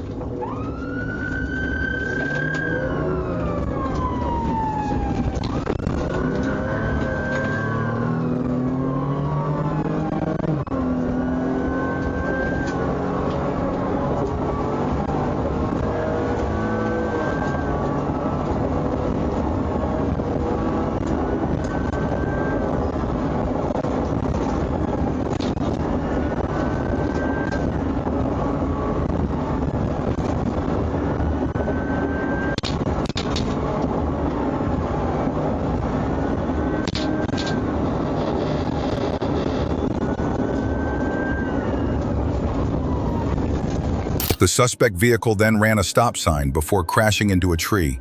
Dashcam footage captured the SUV's brake lights activating just before the impact, followed by a burst of flames as the vehicle struck the tree. When officers approached, the SUV was heavily damaged, with all 3 occupants trapped inside and appearing seriously injured.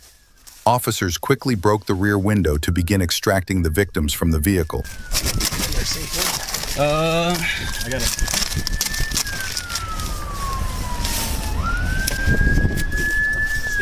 No. Get underneath it. I mean, I don't get underneath, but it's right. No, it's good. Can I get another one in here? Yeah. Hey, you still awake? You still awake? I'm afraid to even climb in there. It might dislodge it. Yeah. Can anyone inside hear me? Hey, do you want me to check a pulse on him? I can get down below. I'm afraid the car could shift and crush you. Oh, good point. Okay. Do you guys want to start third shift? Nacho's handling it. Hey, bud. Come on, wake up. I don't think we can get in and check the guy in the back, Nacho, without shifting the car. Hey, I'm not sure if Nacho's gonna want this, but open bottle. Just leave everything in the car. Leave everything in the car. At approximately 4 p.m. on June 27, 2025, a Marion County deputy was patrolling the area of Silver Pass and Fairway Circle in Ocala when he spotted a silver Kia with dark-tinted windows and a decorative ring obscuring the state information on the license plate. The driver made suspicious maneuvers into a nearby apartment complex and stopped in a parking lot. Suddenly, the driver, later identified as Skeen, reversed the silver Kia into the deputy's patrol car twice, before accelerating forward and initiating a high-speed pursuit. Show me your hands! Show me your hands! Get out the car! Show me your hands! Get out the car and show me your hands right now! Sheriff's office!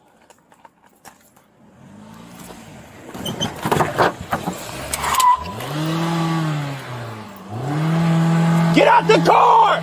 Get out the car! Get out the car! Get out the car! Stop or I will shoot you! Get out the car! Get out the car!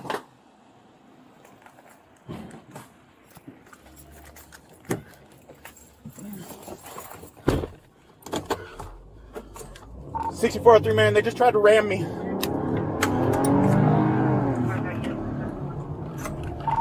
He just went through a fence. He's headed out the Silver Road.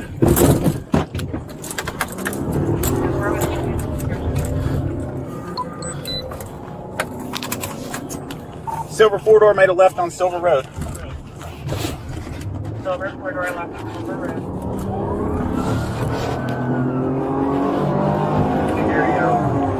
We're going eastbound on Silver Road currently.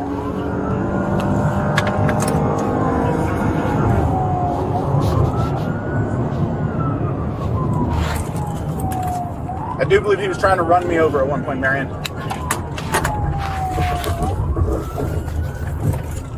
Made a right on the Emerald Road. We're going northbound towards Mary Camp.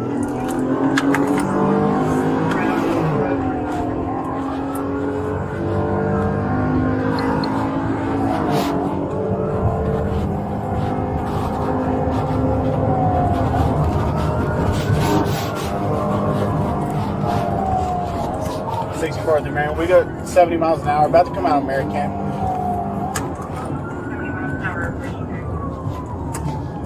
He's driving pretty carelessly. With a 1-year-old child in the back seat, the driver plowed through fences, crashed into other vehicles, and launched the car airborne through an intersection, showing complete disregard for public safety and the life of the toddler on board. 26, I do believe he's trying to run me over. We just made a left on 79th Avenue Road.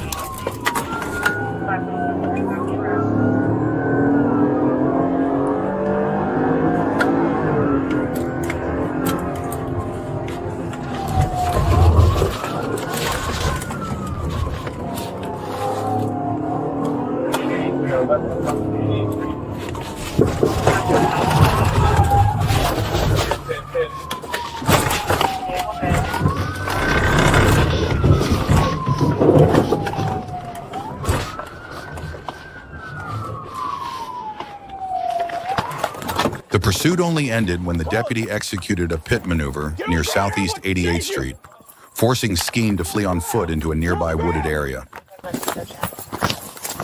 Black male, white beanie hat, gray shorts, black shirt, camo pants. Get on the ground! There's a canine over there waiting on you!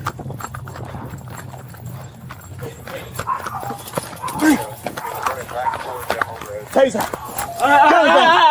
Get on the face! Get down! Put your fucking hands on your back. I got taser, I got it. No, I got it. Put your hands on your back! Try to run me over again. We don't do that in Marion County. We got one thing. I never seen someone act like you!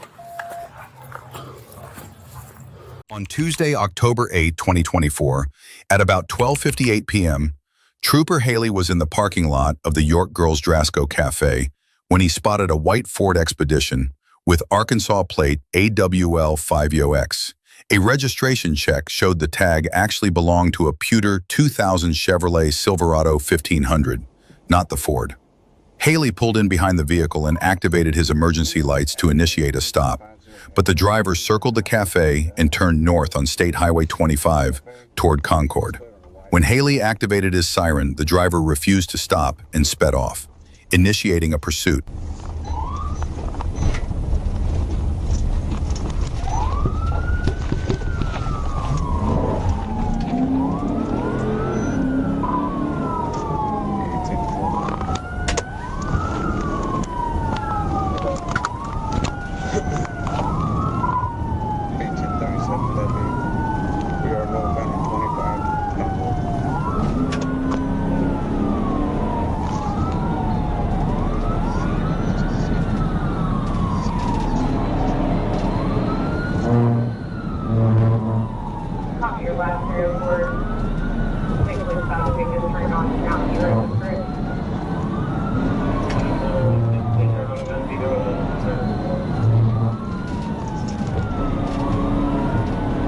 During the pursuit, the suspect drove recklessly, repeatedly veering into the southbound lane and nearly striking other vehicles.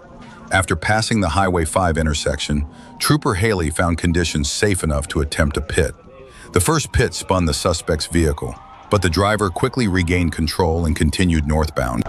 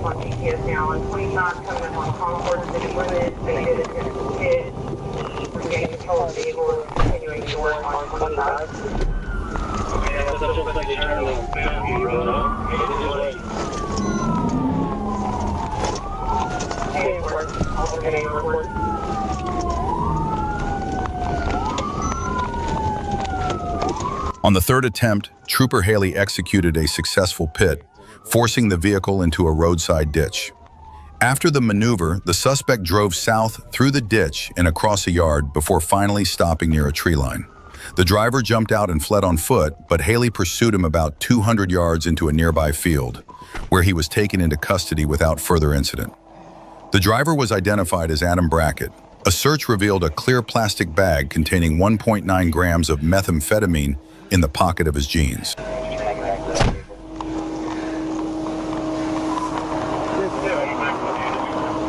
At approximately 6:25 p.m. on Friday, March 7, 2025, a District Heights police officer attempted to stop an Infiniti SUV in the 6000 block of Marlboro Pike. The driver initially pulled over, but then sped off northbound on Addison Road South, fleeing at a high rate of speed.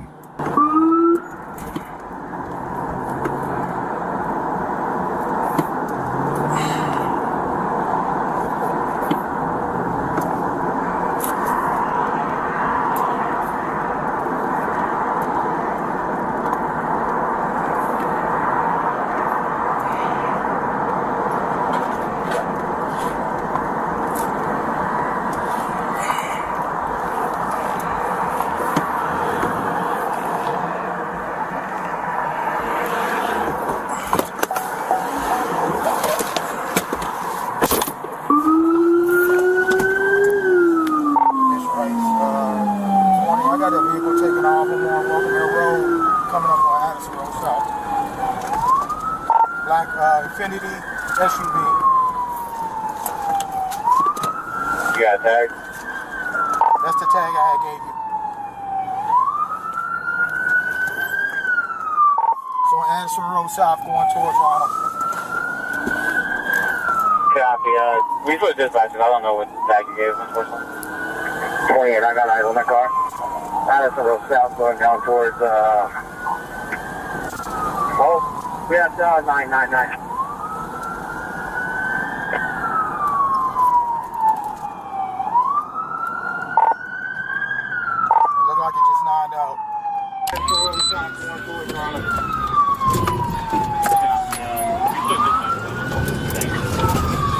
I got eyes on that car. Addison Road South going down towards, we got 999. The pursuit lasted about 2 minutes before the Infiniti driver crashed into 4 other vehicles in the 1200 block of Addison Road South. The driver was taken into custody and transported to a local hospital with non-life-threatening injuries. A woman and a teenager from one of the struck vehicles were also taken to the hospital.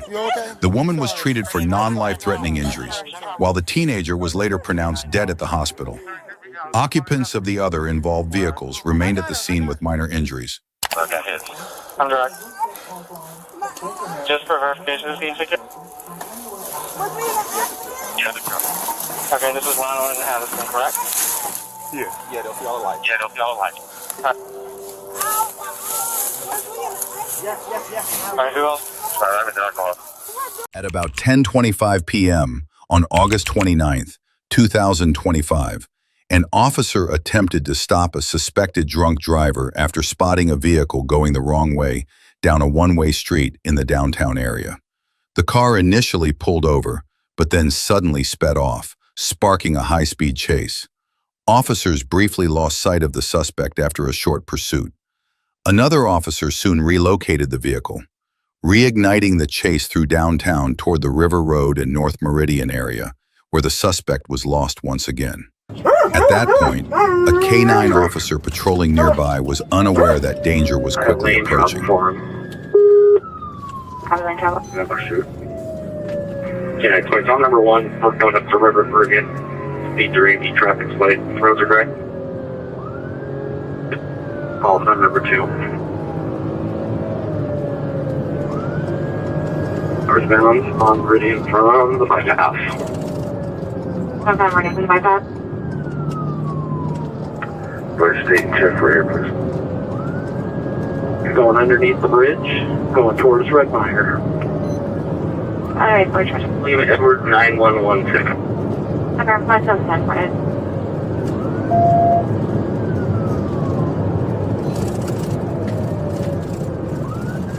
To the parking lot of Fred Meyer, he's going out towards River Road. Parking lot of Fred Meyer, towards River Road. Going into a dead end at Fred Meyer. Dead end at Fred Meyer.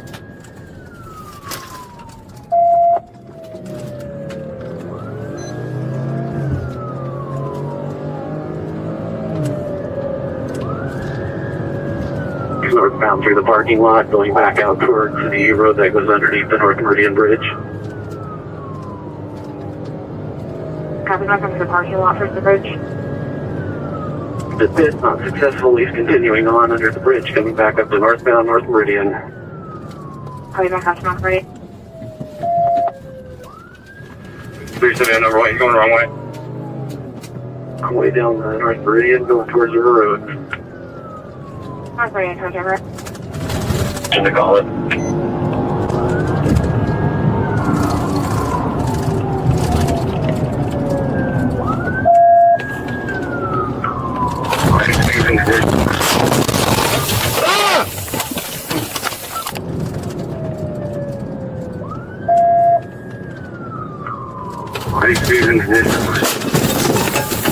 The driver then entered the bypass going the wrong way and deliberately rammed head-on into a K-9 patrol unit.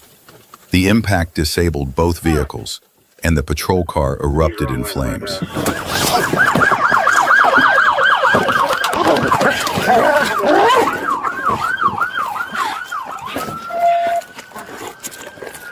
10-24, I'm out. Good boy. You're okay. Fortunately, no serious injuries were reported in the crash. The driver was taken into custody on multiple felony and misdemeanor charges and is currently being held at the Pierce County Jail. His identity has not yet been released, but police confirmed he has a history of serious prior offenses. Dude, that fucking rocked me. I wasn't even going that fast, because I was expecting him.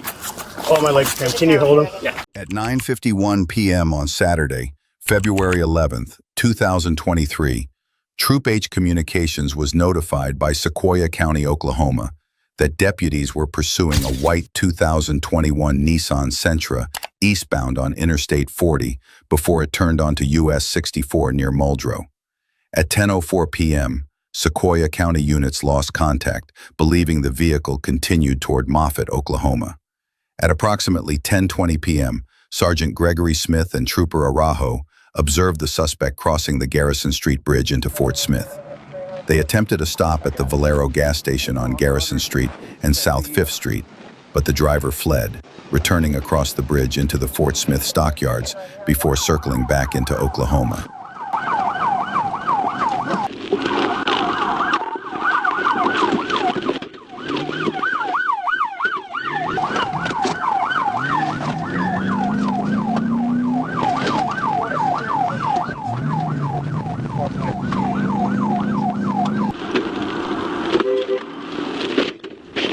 Back into Oklahoma. We're going back into Oklahoma. The vehicle fled toward Oklahoma at speeds of approximately 100 miles per hour in light traffic conditions, with troopers M. Price and J. Bass, along with Corporal B. Turnipseed, joining the pursuit. Yeah, we're northbound. We're going back towards Dora. Okay, so you're coming towards 40. We're taking the Moffett exit. Moffett exit.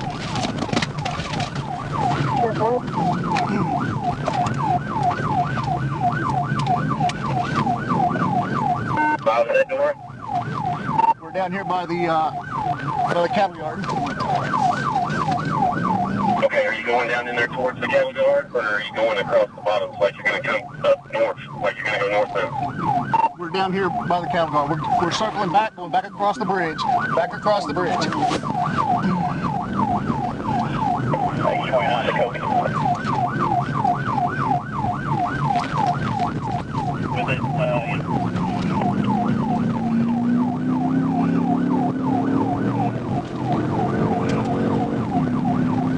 Seven's got primary, I'm secondary. We got 29 on third, and then 3 behind him.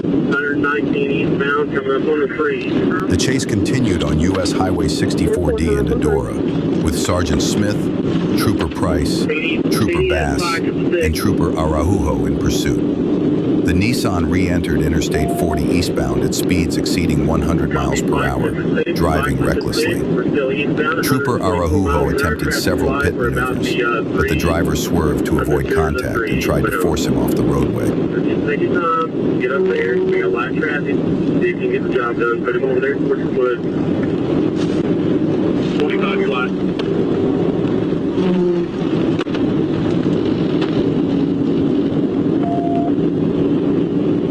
Alright, we're still eastbound, 117 miles an hour on Lee Creek. Lee Creek eastbound, 124, traffic light. Yeah, as soon as we get a chance to in there. Yeah, he's at 100 plus on these curves, so by the time 7 gets up there and gets close, we're already in a curve. We're still northbound, we're coming into the Cedarville city limits, 100 to 150. Okay, we're in.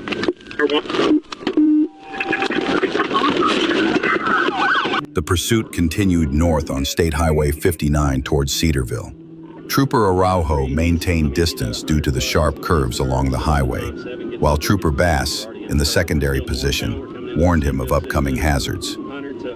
Near Cedarville, the driver lost control, veered off the east shoulder, struck a private driveway, became airborne, and collided with a tree and a utility pole. The Nissan came to rest upright on the east shoulder of SH 59. Diego, we're good. Just watch back on your side. Drive out now! Driver, crawl out now! Oh, come out.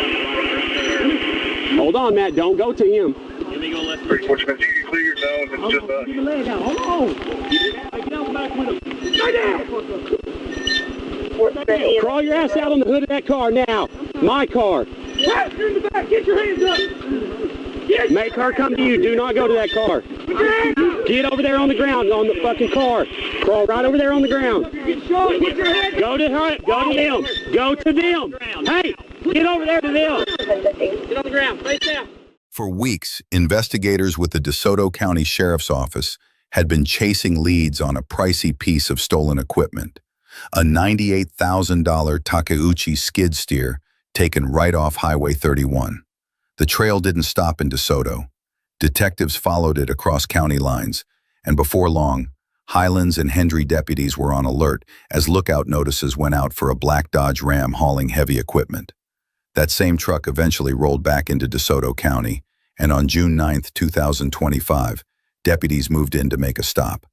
But instead of hitting the brakes, the driver, identified as Yam B. Pereira Nunez, hit the gas, kicking off a dangerous high-speed chase down Highway 70.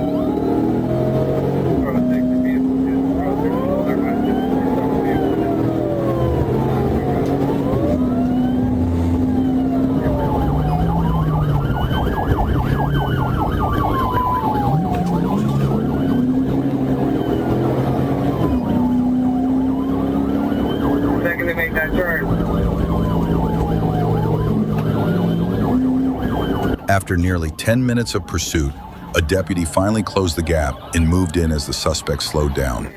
With one sharp pit maneuver, the Dodge spun counterclockwise across the highway. Patrol units rushed in, boxing the truck in an attempt to trap it once and for all. But the suspect wasn't done yet. He managed to slip through the blockade and roared off again at high speed, determined to keep running. He recovered back. It's going westbound on 731.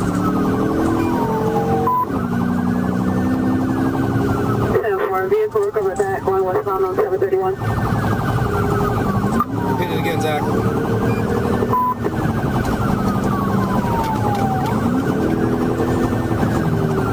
Don't do that again. Speed 75 miles an hour. Speed 75 miles per hour. Zach, back off of it.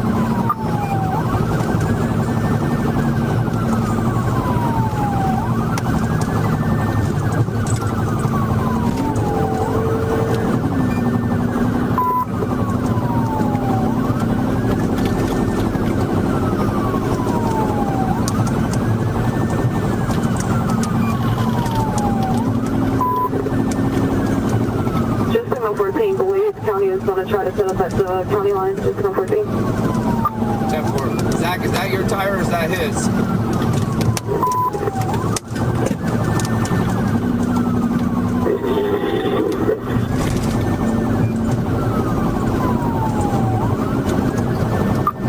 Zach, we're going to be coming up to another intersection that's going to be a hard left. Just be prepared.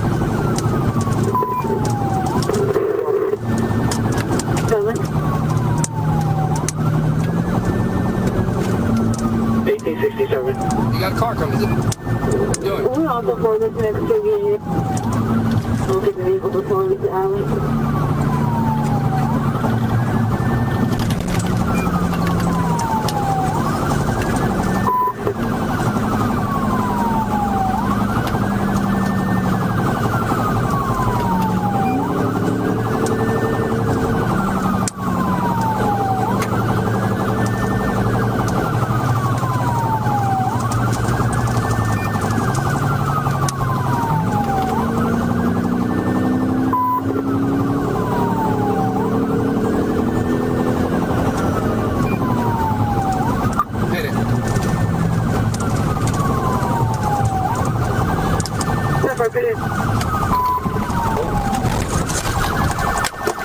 Signal 4, roll with EMS. Just minutes later, deputies executed a second pit maneuver, this time with success. The impact sent the suspect's truck careening off the road, flipping several times before coming to rest beneath a tree. The driver was taken into custody without further incident. The suspect, identified as 40-year-old Pereira Nunez, had been summoned to Highlands County Court last month but failed to appear. Authorities say that's because he is currently in U.S. Immigration and Customs Enforcement custody at the Alligator Alcatraz detention facility, facing possible deportation. In Highlands County, he faces 2 charges: fleeing and eluding, and resisting arrest without violence. He also remains a prime suspect in a widely reported heavy equipment theft case in Central Florida.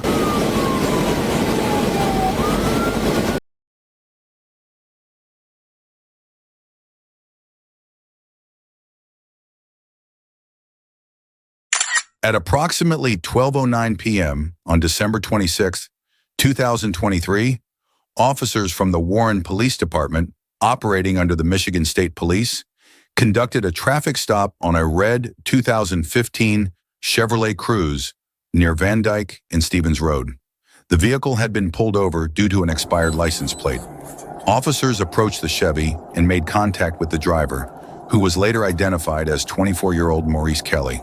The officers explained the reason for the stop and requested identification. However, the driver informed them that he did not have any identification on him.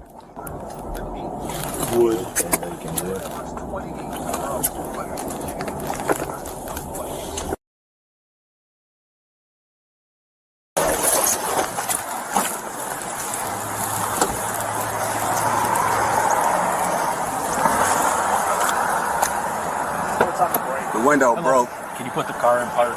Here's the park. So the reason I stopped you is because the plate's expired on the car. Yeah. I'm just coming from work. Oh yeah? Is this your car? No, it's my girlfriend. Probably down the street. Do you have your license with you and no registration insurance? I don't have my license. Nothing? Alright.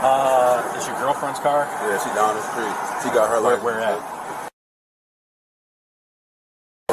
Literally, I'm just coming from work. Where do you work at?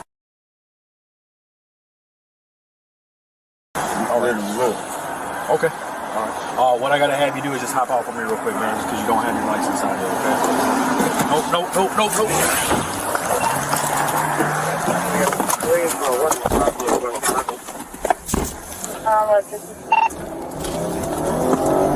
Officers then instructed the driver to step out of the Chevy. Instead, the driver shifted gears and sped away from the scene, fleeing from police. Officers initiated a pursuit as the Chevy headed north on Lawrence, just south of 10 Mile Road in Center Line. During the chase, the driver jumped the curb and weaved through surrounding areas before returning to the main road and continuing to flee at high speeds. Headed to 10 Mile. Black male, Indian Bill, dreads. Tattoos, smoke arms. Whoever's walking up there.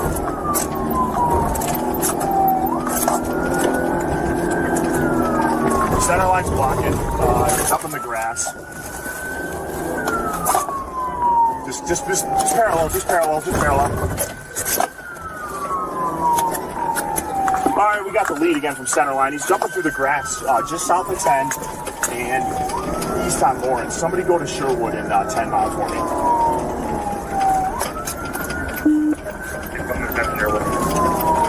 All right, we're by that apartment complex just east of Sherwood, coming out to 10. All right, west on 10. You're good, clear, sorry. Yep. Approaching Sherwood. Through Sherwood. All right, whoever on Mount Block was.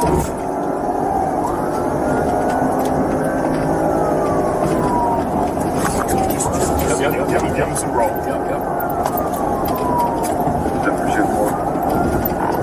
Traffic over. Through Mount.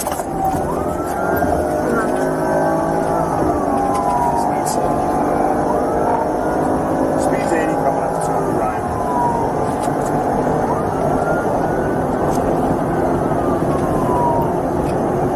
At 10 Mile and Ryan, the suspect disregarded a solid red traffic signal for westbound Ryan and struck a Ford 150 and then a Penske box truck. Officers immediately requested fire department personnel and attempted to rescue the driver. The driver was then pronounced deceased at the scene. Warren fire personnel found a handgun that was recently reported stolen in a neighboring city on the front floorboard of the Chevy during the rescue operation. No other motorists were injured. At around 9:55 a.m. on October 1st, 2024, Officer Matthews was alerted about a stolen white Nissan NV spotted near Flint River Road. He and Officer Mosby located the vehicle parked near Building 29, with a woman behind the wheel and the engine running. When Matthews drew his weapon and ordered her to show her hands, she refused and moved to the passenger seat. As Mosby approached to break the window, the suspect jumped back into the driver's seat, reversed into a gate, and sped off. Both officers immediately began pursuit. We're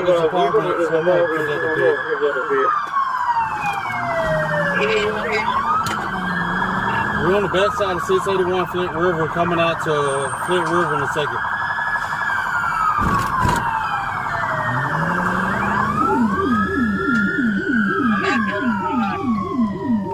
Hey, be advised, unit, she's probably going to try to ram your vehicle.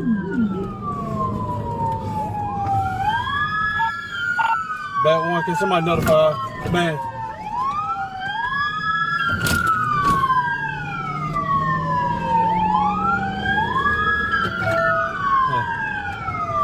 Lieutenant Warren.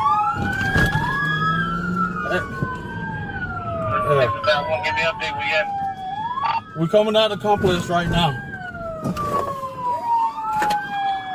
She's gonna be stopping. Stand by.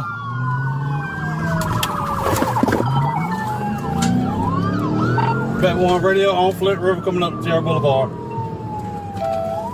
I'm clear on Flint and Terra.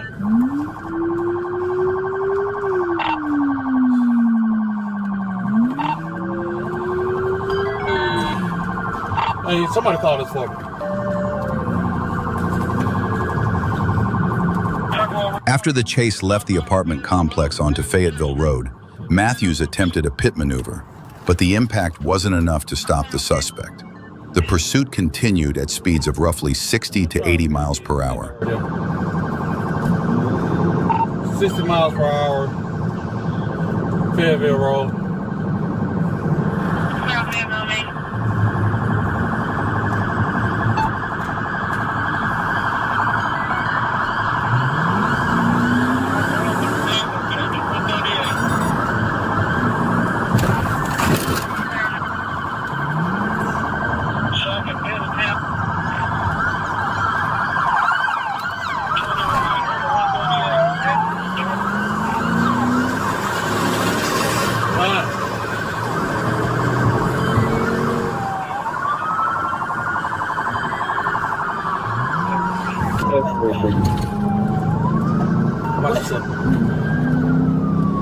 Alright, unit, don't be calling. Radio will be 138 coming up on Government Yard.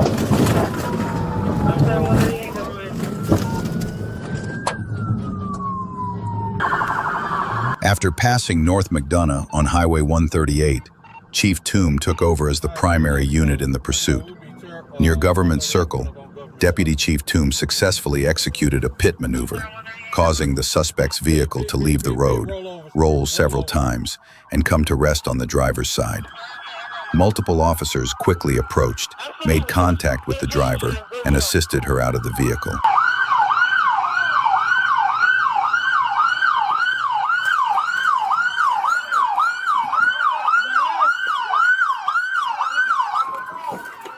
On January 7, 2022, at 8:52 p.m., a Florida Highway Patrol trooper responded to reports of a reckless driver on I-75 near SR 54, believed to have been involved in an earlier crash with a semi-truck. The vehicle was located in the Ulta parking lot, but when troopers attempted to stop, the driver fled at high speed, triggering a pursuit.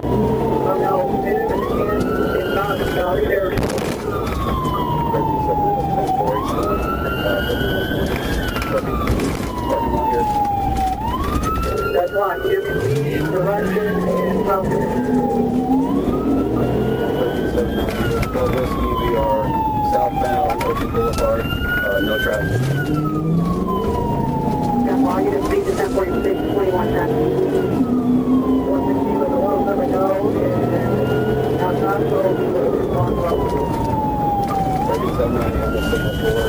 Looks like he's going to be going.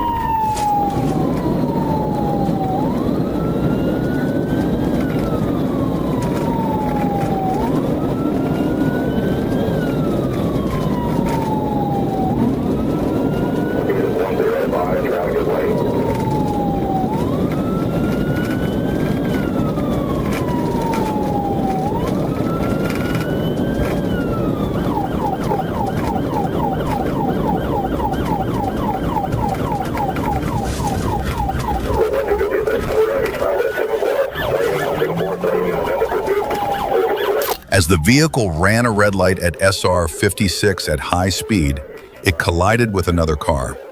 The impact spun the suspect's vehicle counterclockwise in the middle of the intersection before coming to a stop.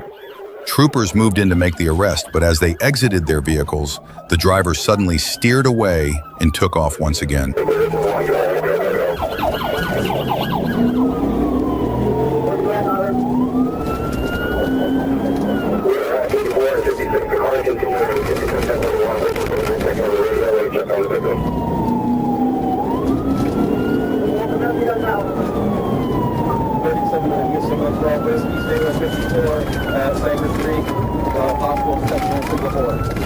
The suspect vehicle then made a sudden U-turn, at which point troopers executed a pit maneuver and brought the pursuit to an end. Both occupants were taken into custody and found to be in possession of dozens of stolen perfume bottles linked to a prior theft in Marion County.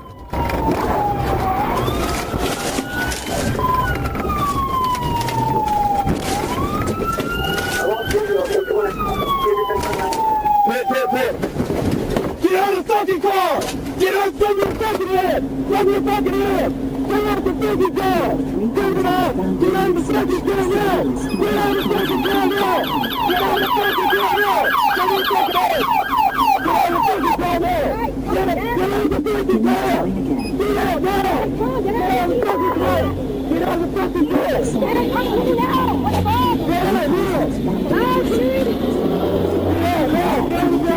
The driver, 24-year-old Deja Zene Washington Alston of Seffner, Florida, was arrested for felony fleeing and eluding, reckless driving with property damage, driving with a suspended license, and violation of probation for possession of a controlled substance. She was booked into the Pasco County Jail. Her passenger, 25-year-old Tricaria Nicole Nicholson of Tampa, Florida, was turned over to Ocala police in connection with the earlier theft. Contact them during your search. Say the list number of the contact you want to find. Last year, turn to COP tonight. Paused. Make your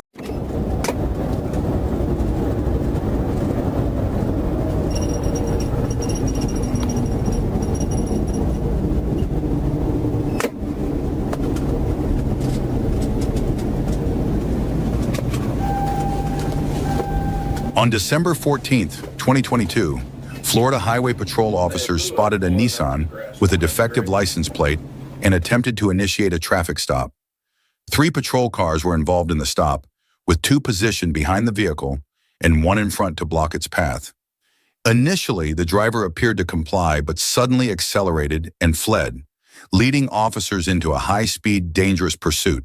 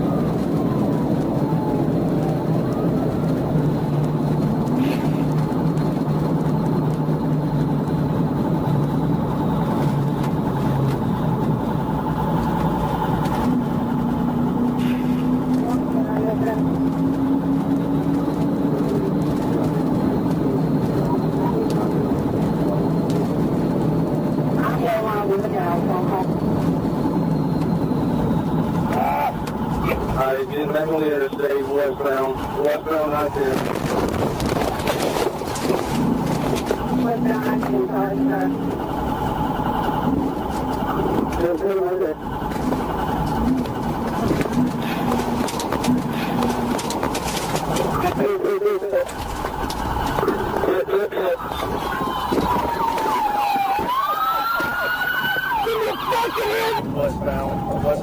see.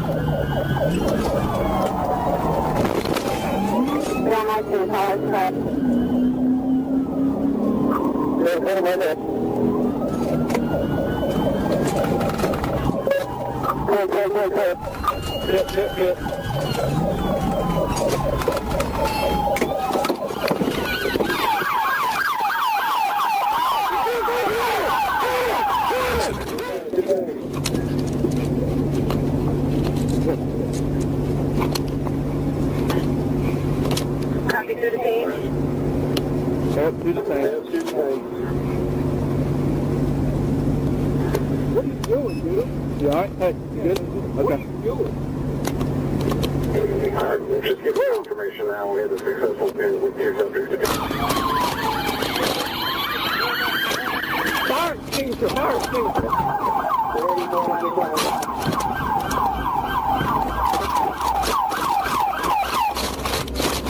You got it, Jess? Out. 1182, good. We'll fire, please. Out. Under the hood. The suspect's vehicle showed signs of catching fire, but officers were able to extinguish it quickly. A brief search of the vehicle, and the driver revealed narcotics, marijuana, and a firearm. The driver was also found to have a revoked license and a prior criminal history involving violent offenses. Fortunately, no serious injuries were reported.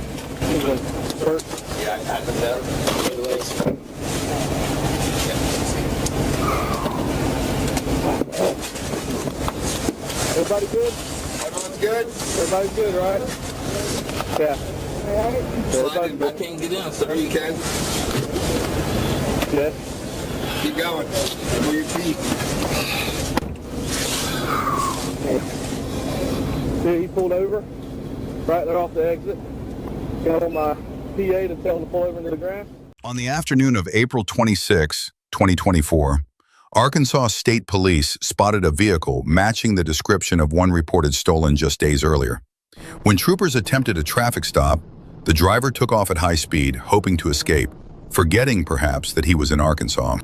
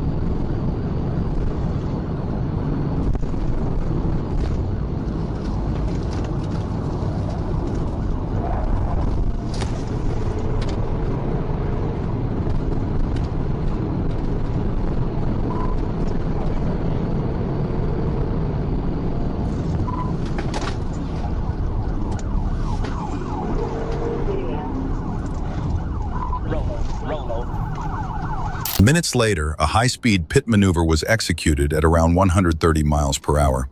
The impact sent the suspect's vehicle off the left side of the road into a field, then back onto the roadway where it rolled several times before landing upside down in a field on the right.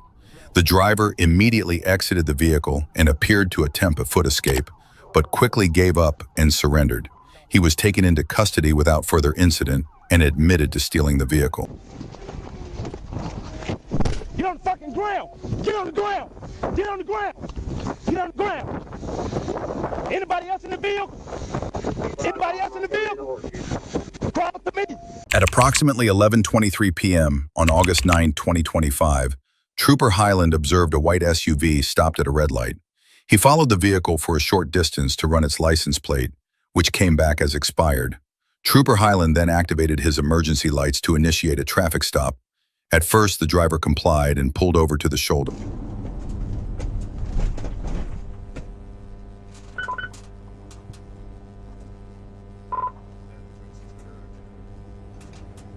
We're right on 36.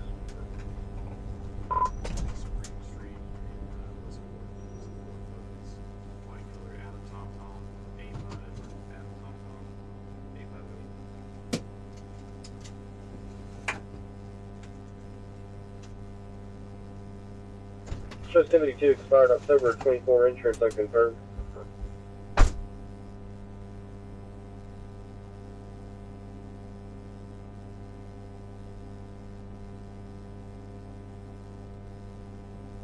$14.98. We're rocking a 1410 for 1125.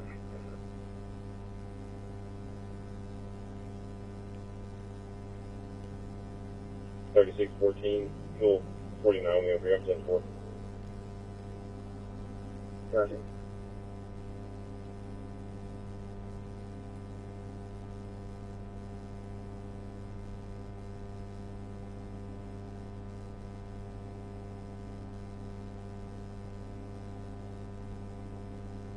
As Trooper Highland approached the SUV, he observed 4 occupants inside, including the driver. While speaking with them, the driver suddenly hit the accelerator and sped away, sparking a pursuit, a decision the driver would soon regret. 36 Little Rock, 37. Little Rock, you're saying SMC3 out of 36, 1037, South Spring, Westport.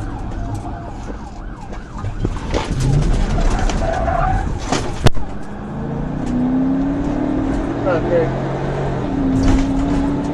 And aerial guard. We're going to eastbound. 4th Street.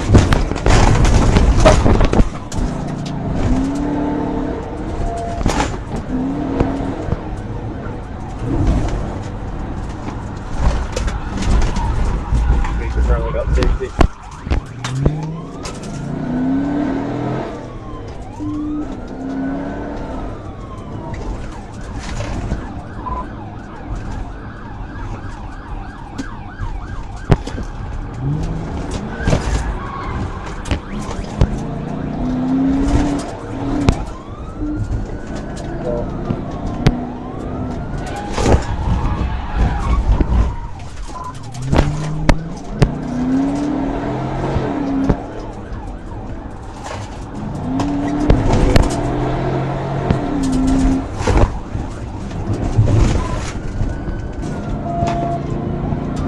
What do you speak?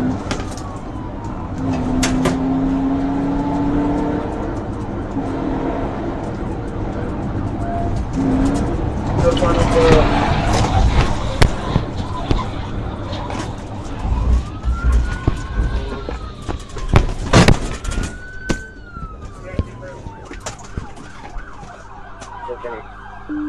After the first pit attempt was unsuccessful, Trooper Highland tried again once traffic cleared.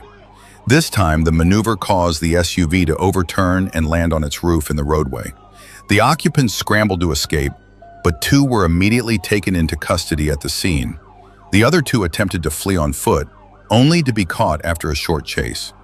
The driver was identified as 23-year-old Tavian Marquardt Offord, who now faces multiple charges including owner, failed to register vehicle, fleeing, felony, vehicle, or conveyance, reckless driving, first, fleeing on foot, driving on suspended license, no liability insurance, unauthorized use of property. At approximately 11:49 p.m. on April 11, 2025, Officer Lucas was traveling northbound on Riverdale Road, directly across from the Riverwalk Apartments at the intersection of Riverwalk Place and Riverdale Road, when he observed a white Nissan Altima heading southbound. The vehicle suddenly made a U-turn directly in front of him, roughly 30 feet from the median, forcing Officer Lucas to brake hard to avoid a collision. And when he attempted to conduct a traffic stop, the driver chose not to stop and instead fled the scene.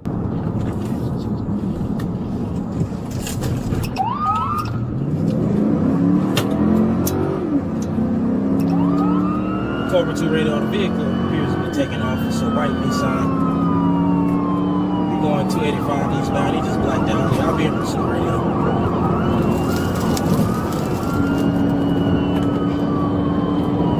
It's occupied one time radio. Looks like a black male with a hoodie on.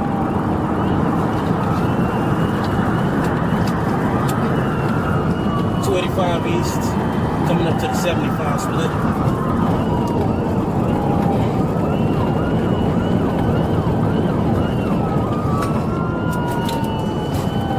Traffic charges currently. Just got off at South Outer Loop Road.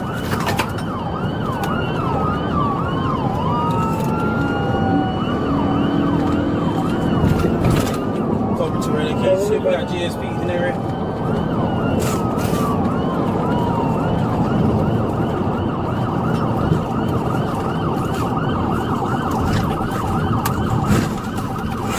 Cobra 2, he just made a right turn onto Lake Mirror Road. Speed's about 70.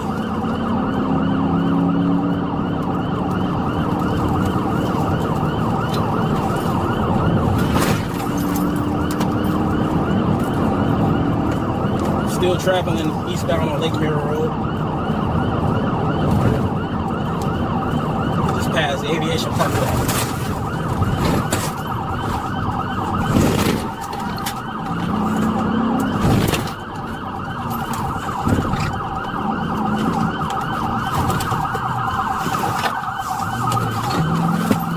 Turning back out, leaving out the office radio.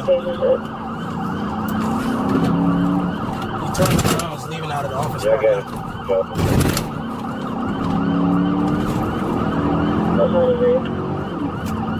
We're going westbound on Lake Mirror Road radio.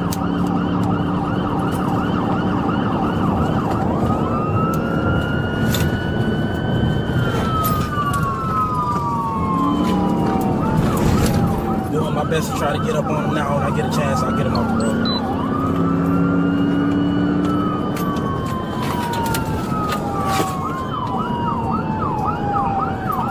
Cobra 2, I'm clear. He's all over the roadway.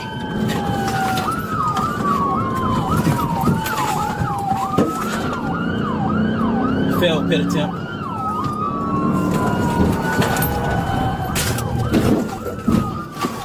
Pit. At about 3:05 p.m. on September 17, 2025, Trooper Schwantz spotted a blue Ford Mustang with no license plate traveling on Interstate 40 near the 282-mile marker. Trooper Schwantz quickly moved in to initiate a traffic stop, but the driver refused to comply. Instead, the Mustang accelerated past 100 miles per hour, with the driver showing reckless disregard for safety.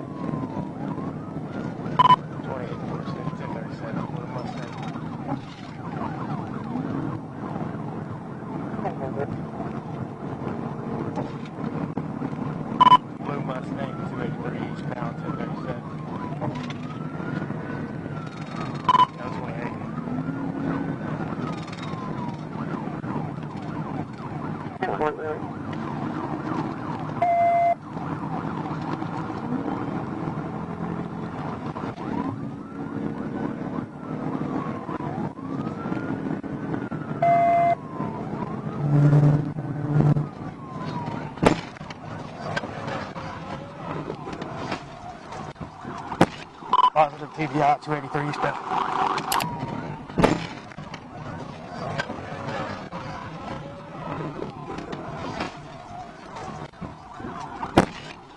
Positive TBI 283 eastbound. TBI, really.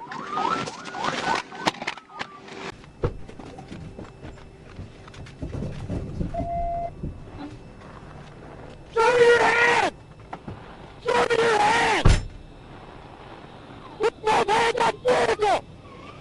Show me both your hands, you will be shot! Is anyone else in the vehicle with you? You the only one? Take your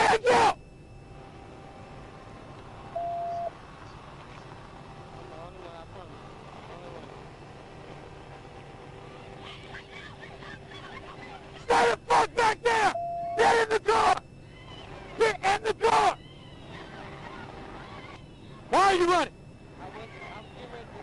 Bullshit! Give me your hands. Keep your hands out. Keep your hands out. Trying to go and come over. You know, trying to go up. Come here. Give me your hands. Get on the ground. On the ground. On Wednesday, May 15, 2024, around 8:10 a.m., Trooper Whipple was patrolling near Scott Hamilton Road and Baseline Road when he saw a yellow Dodge Challenger with Arkansas plate 10DPT heading south in the left lane. The driver changed lanes without signaling. Trooper Whipple pulled in behind the vehicle and began observing its behavior.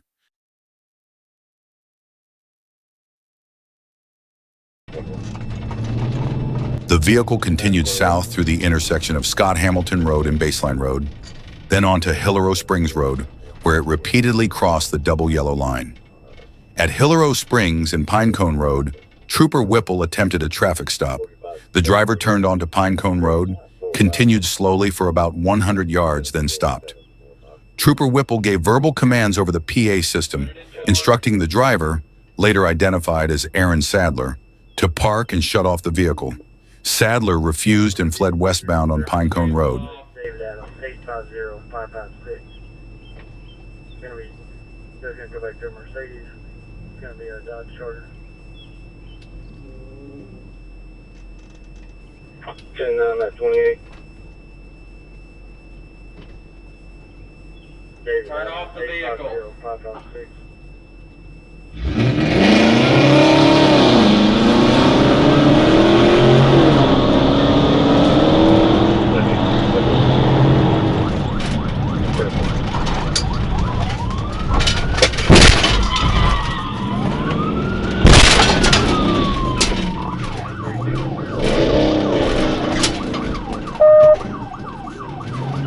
At the intersection of Pinecone Road and Ithaca Drive, Trooper Whipple performed a tactical vehicle intervention, forcing the suspect's vehicle to turn around and head east on Pinecone Road. The vehicle then drove through the yard of 3909 Pinecone Road, damaging the lawn.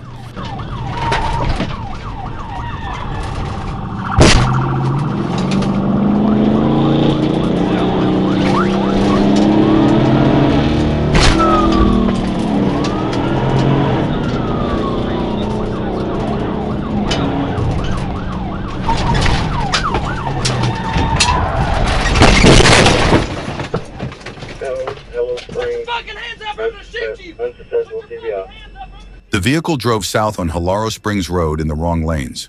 Trooper Whipple performed a second TBI, pushing the car into a ditch and causing it to strike the Perez Body Shop sign.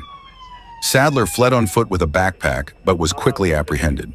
A search revealed 9 bottles of promethazine in the vehicle, over 4 pounds of marijuana, 24 packets of THC-infused candy, 1 more bottle of promethazine in the backpack, and $3,720 in cash in his pocket.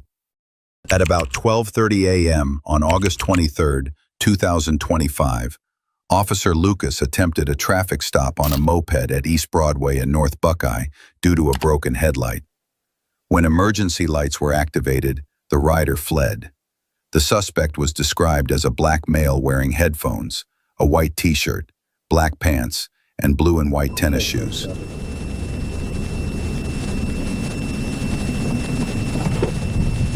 Moped, Buckeye, Broadway.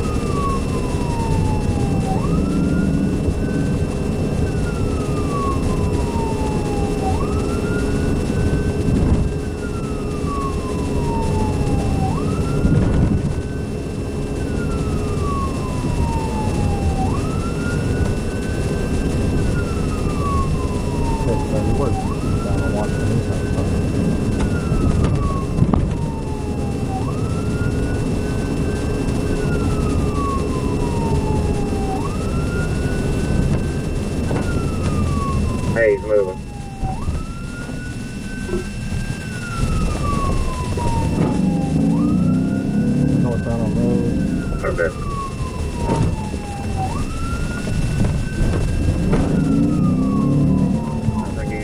Pike. Waiting for the stop of no headlight. Going north.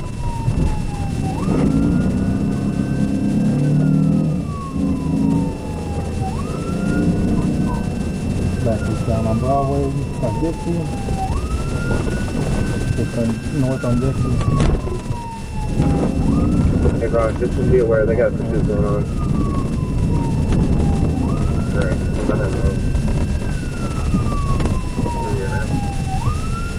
South of Ford. Almost west down. I got it.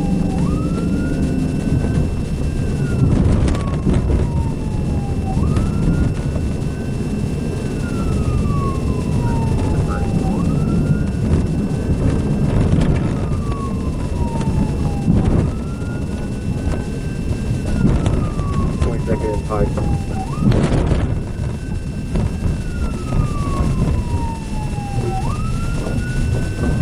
Negative, we're south on Redwood. 35 miles an hour, just right a red light, going from Broadway.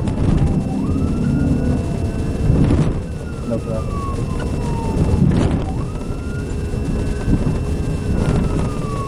Oh, red stopped on a Washington.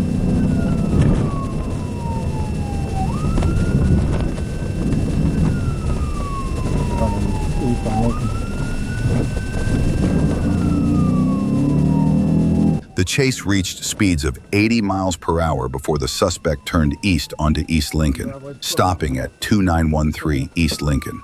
The rider, later identified as Willie Nelson, fled on foot north toward a tree line. With limited visibility and numerous hiding spots, Officer Lucas held his position until additional units arrived. You were at 2913. They ran in the woods.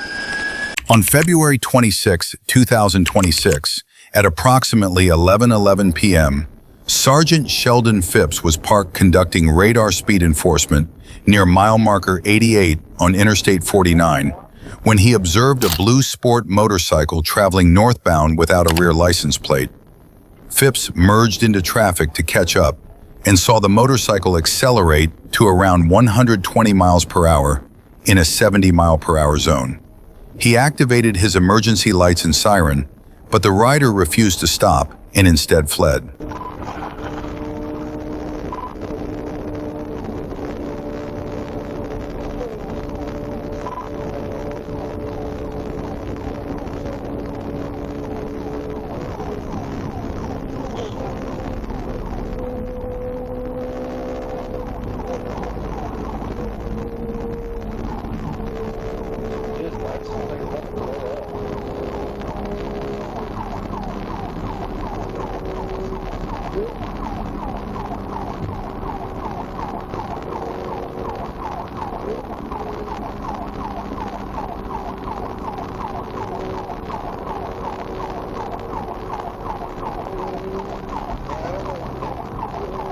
You're going what? I know what you're doing.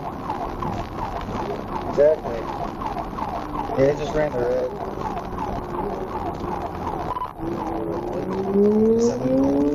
He's south now. Great. Oh, yeah,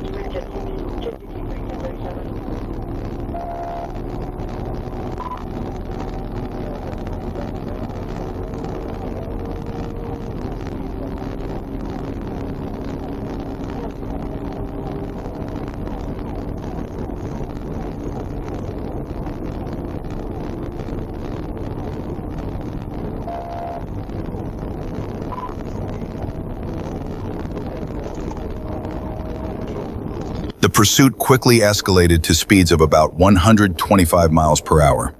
Trooper Phipps noticed the motorcycle appeared to be having mechanical issues, yet the rider still refused to stop and continued fleeing at high speed.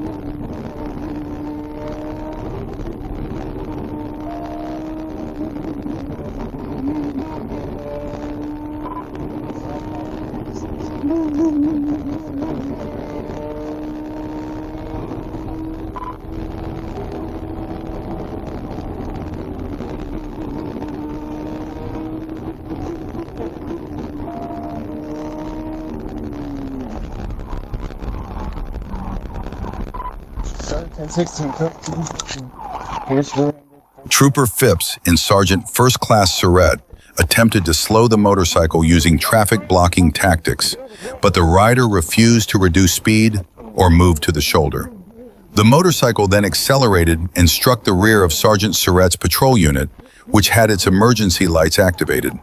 The rider, later identified as McDaniel, was thrown over the patrol car and landed on the roadway. The motorcycle continued forward briefly before coming to a stop in front of Trooper Phipps's patrol vehicle. At approximately 10:15 a.m. on September 6, 2024, a Florida patrol officer spotted an ATV being driven by a young man on a public roadway. When the officer attempted a traffic stop, the rider refused to stop and fled, prompting a pursuit.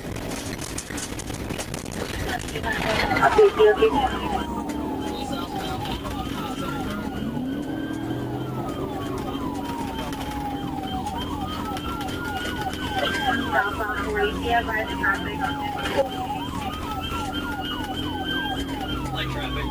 Eagles southbound. He's going to be on the right shoulder. Sorry, light traffic southbound right shoulder. Well, those are on the radio.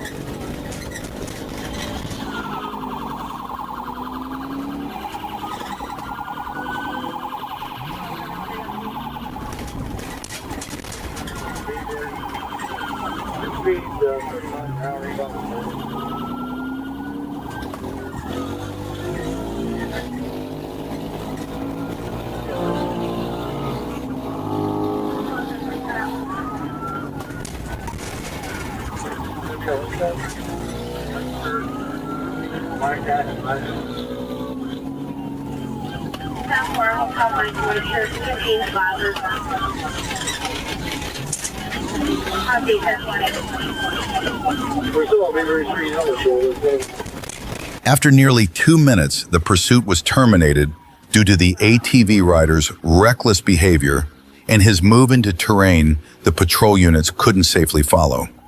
Once again, the suspect managed to escape.